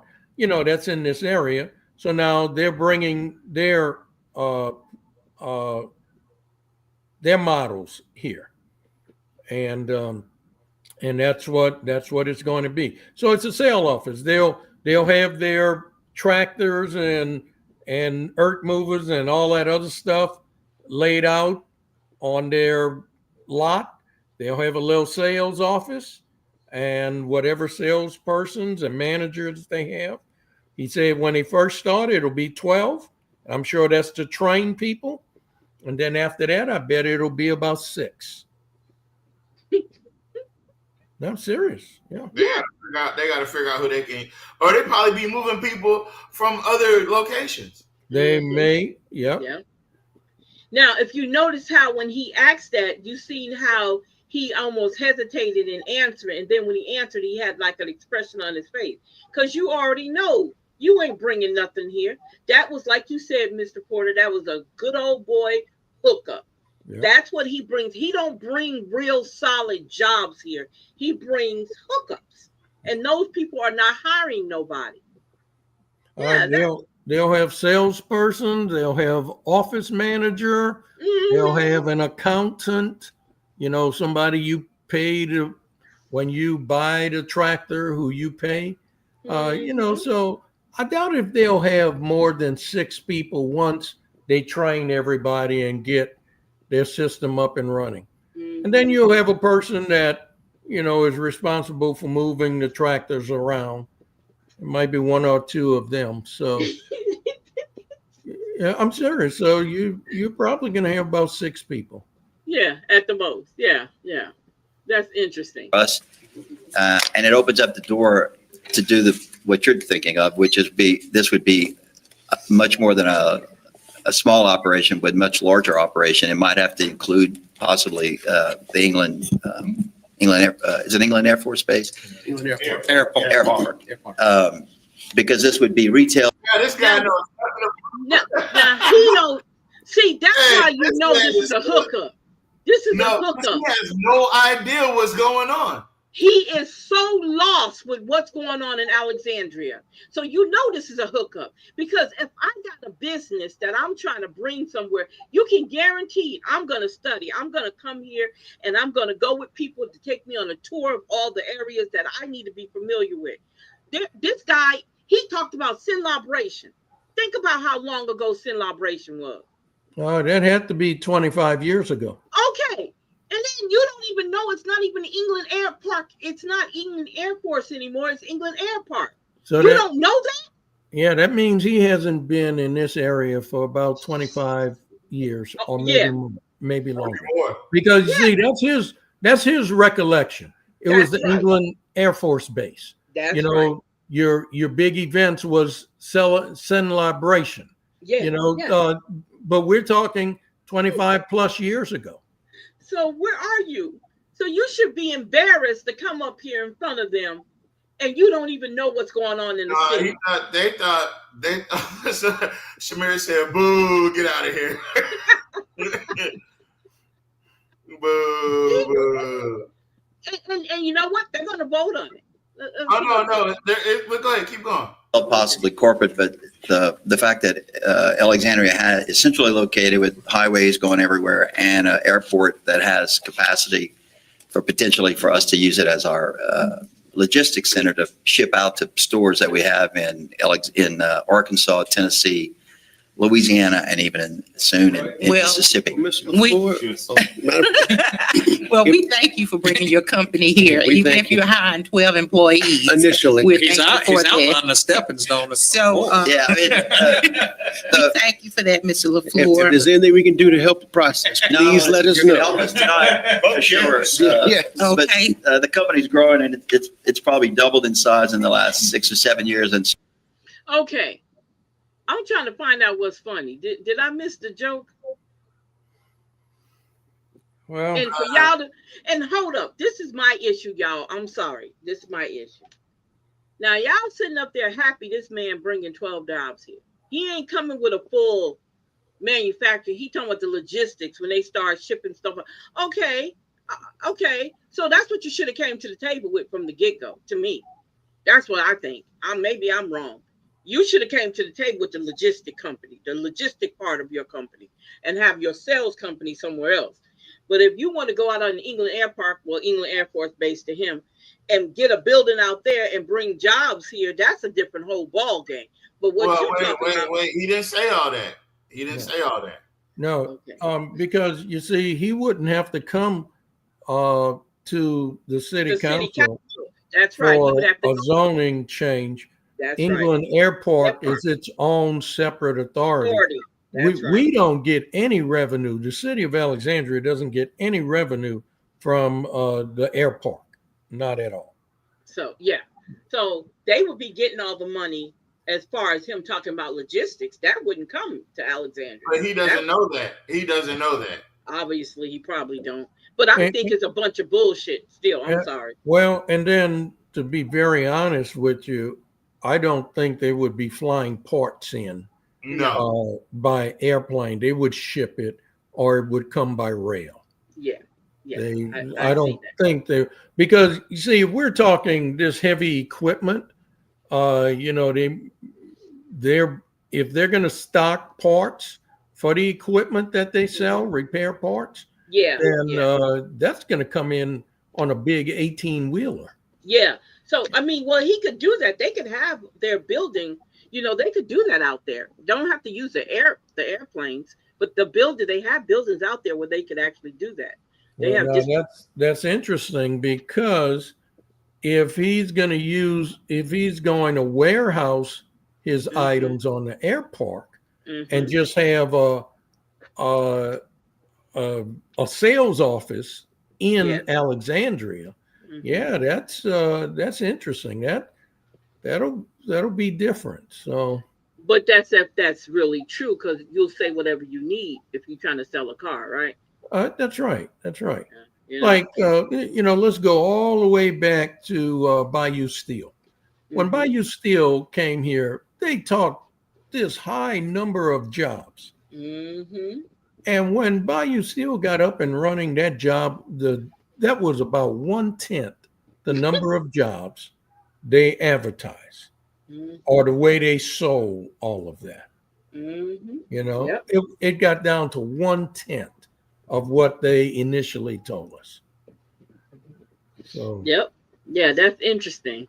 That's why I said talking that talk don't mean nothing. And look, Union Tank Car did the exact same thing. Sure did. There was supposed to be a whole bunch of jobs there.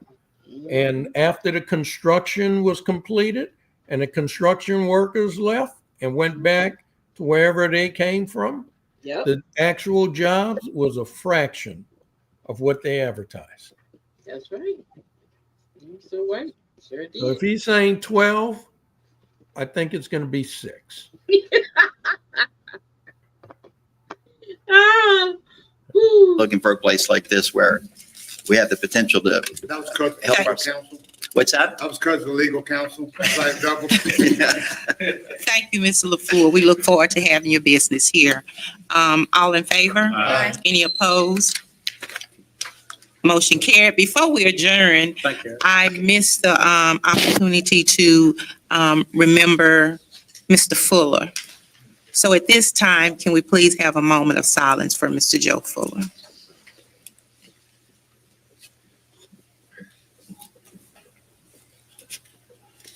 Thank you.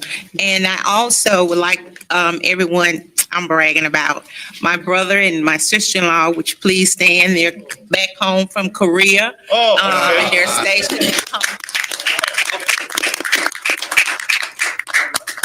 And they have made my week tremendously well due to the fact that it was home for death, but just having my brother and my sister-in-law here with me eased the pain some. Before we adjourn, I think Mr. Johnson has. Yes, he does. So, y'all remember when I got elected and I came up here bragging about how good a basketball player I was? How many records I set? Well, my record's been broken, and tonight, in about an hour, my grandson get a chance to make his 1,000 points. He's 6 points away from 1,000. So he averaged more points than me, but he never would catch how many points I scored.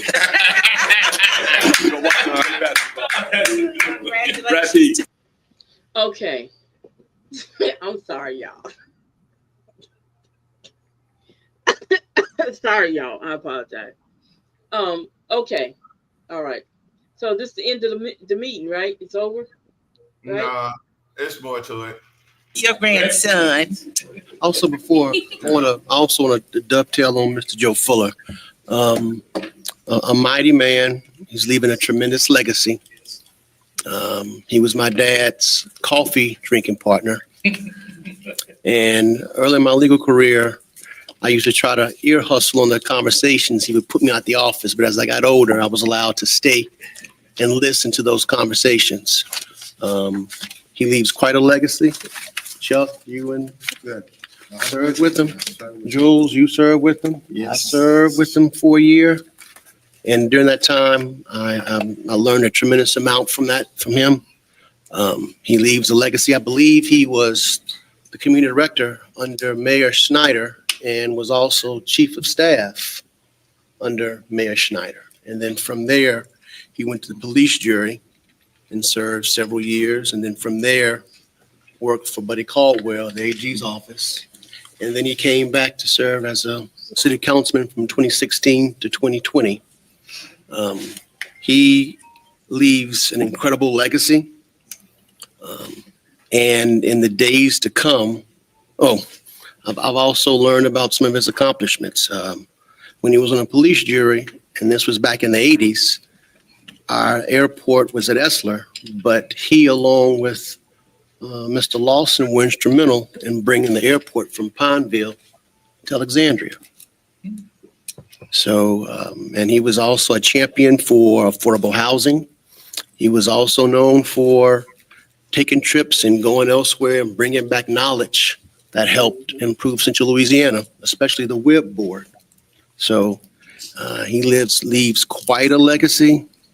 A mighty, mighty oak has fallen.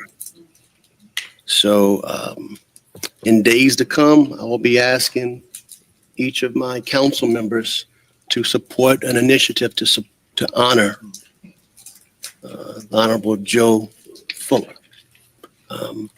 We're throwing around some ideas, but I'm going to speak with the family. And I think it's only fitting that a man of his stature be recognized and memorialized in our city. So in days to come, I will be speaking to each one of you and asking for your support. I think he is a man who's earned it, and it should happen. So let's all pray for Mr. Fuller's family. Man. This one really hurts me because I've lost my father, and now I'm losing a father figure. So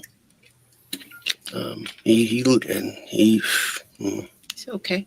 Madam President. Joe. Yes, sir. Thank y'all. To the general public, Mr. Fuller's service is November the 22nd, this Saturday, 2:00 p.m., New Birth Baptist Church, located on Enterprise Road, pastored by Reverend Errol Dorsey. Interment will be Garden of Memory. Thank you. Thank you, Mr. Yeah, I'm good. Thank you. This meeting is adjourned. Okay. Yeah, that was a wonderful tribute to him. Yeah. Yeah. So yeah, now you know what I know about the city council meeting today. Mm-hmm. Yeah. Um, Interesting. Yeah, that's how it's done, Malcolm. Good job. Good job. Yeah. Mm-hmm. He was, like he said, a mighty oak. Right. But here's the thing, right? As strong as and as adamant as he was, I hope that in his passing, that the current council keeps that energy, that same motion going that he had, the same fervor for his community that he had, right? Because he touched a lot of lives. He touched mine. So, that's why we do this. And we joke about not getting paid for this.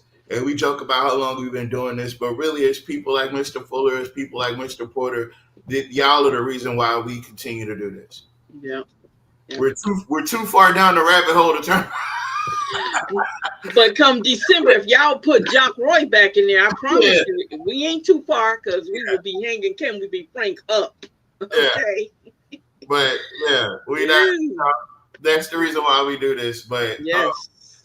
Yes. You gotta keep it up. And y'all don't know how much he was involved behind the scenes, even after he got out of office. Yes. There's just so much there's so much that the public will never know. Yep. And it's probably good that way because Mhm. you know he's getting his flowers. He's definitely and he deserves them. Anybody Every that bit of it. worked that hard for the people and that long and made a life out of it, they Yeah. deserve it. They deserve it. Mhm. So hopefully that inspires our city, and hopefully it inspires the citizens and the city council. Hopefully it Yeah. inspires y'all to know how much and how hard people are working on your behalf about things you don't even know about. That's right. And been working hard for a long time. They've been towing that line for a long time. Long time.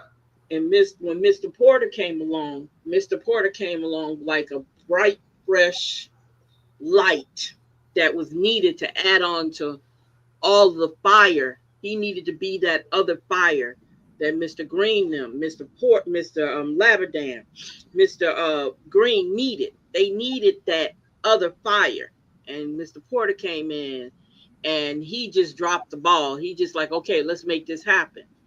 And you guys have no idea. Nah. I'm sorry. Let me go on mute. Let me stop talking. It's important to recognize the people that surround you that's doing it. And the people that surround you, it's good to not just recognize them, but see what they're doing. This information is free. Of course it's free. But do you know it? That's the problem. Do you know the information? Do you know what's going on?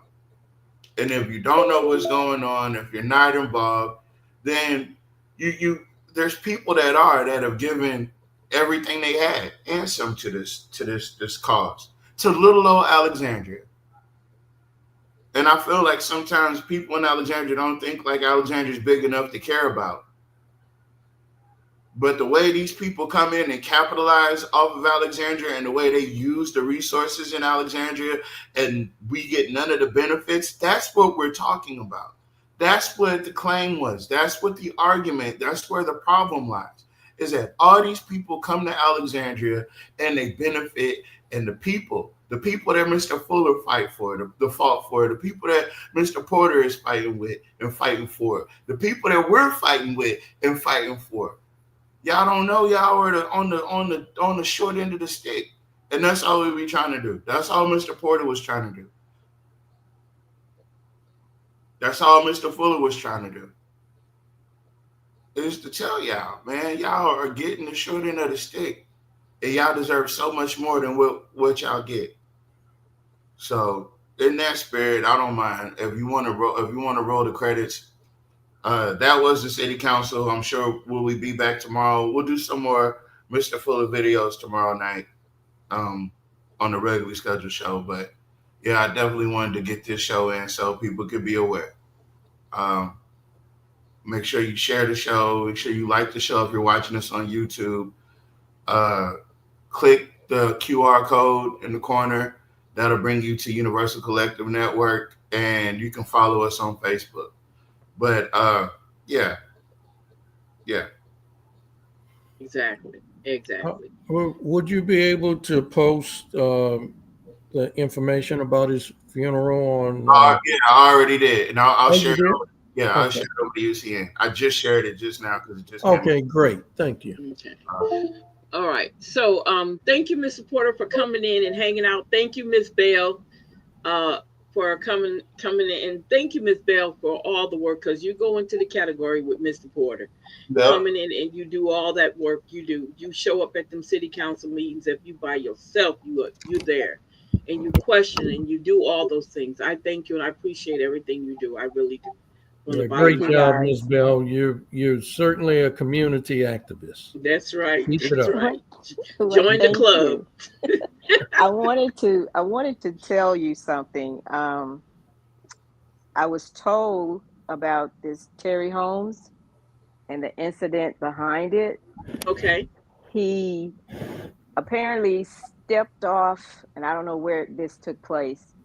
He stepped off on a sidewalk or whatever, and it was an uncovered drain or manhole. He broke his leg and a couple other things that he broke or whatever. So I was told that one day this week about that. Wow. Damn. So Yeah. that was on the city. Ah, that's messed up. Well, Yeah. look, you posted the docket number, so anybody Yep. interested could go to the Judicial District Court website And and pull up pull the up that docket and read the circumstances of that suit. And that's one of the things Mr. White had asked about Mhm. is, how will we know what was paid because they went into executive session, Yeah, and they that's sure when did. Jonathan Goins told him that it was $307,647.21. Anybody could go, but if you don't go on the website and look at that information packet, they have everything in there, fact sheets and everything. Mhm. Okay, So and great. people don't they don't know, or they don't go look or whatever and stuff. So but that's what I was told that happened to Terry Holmes. Okay.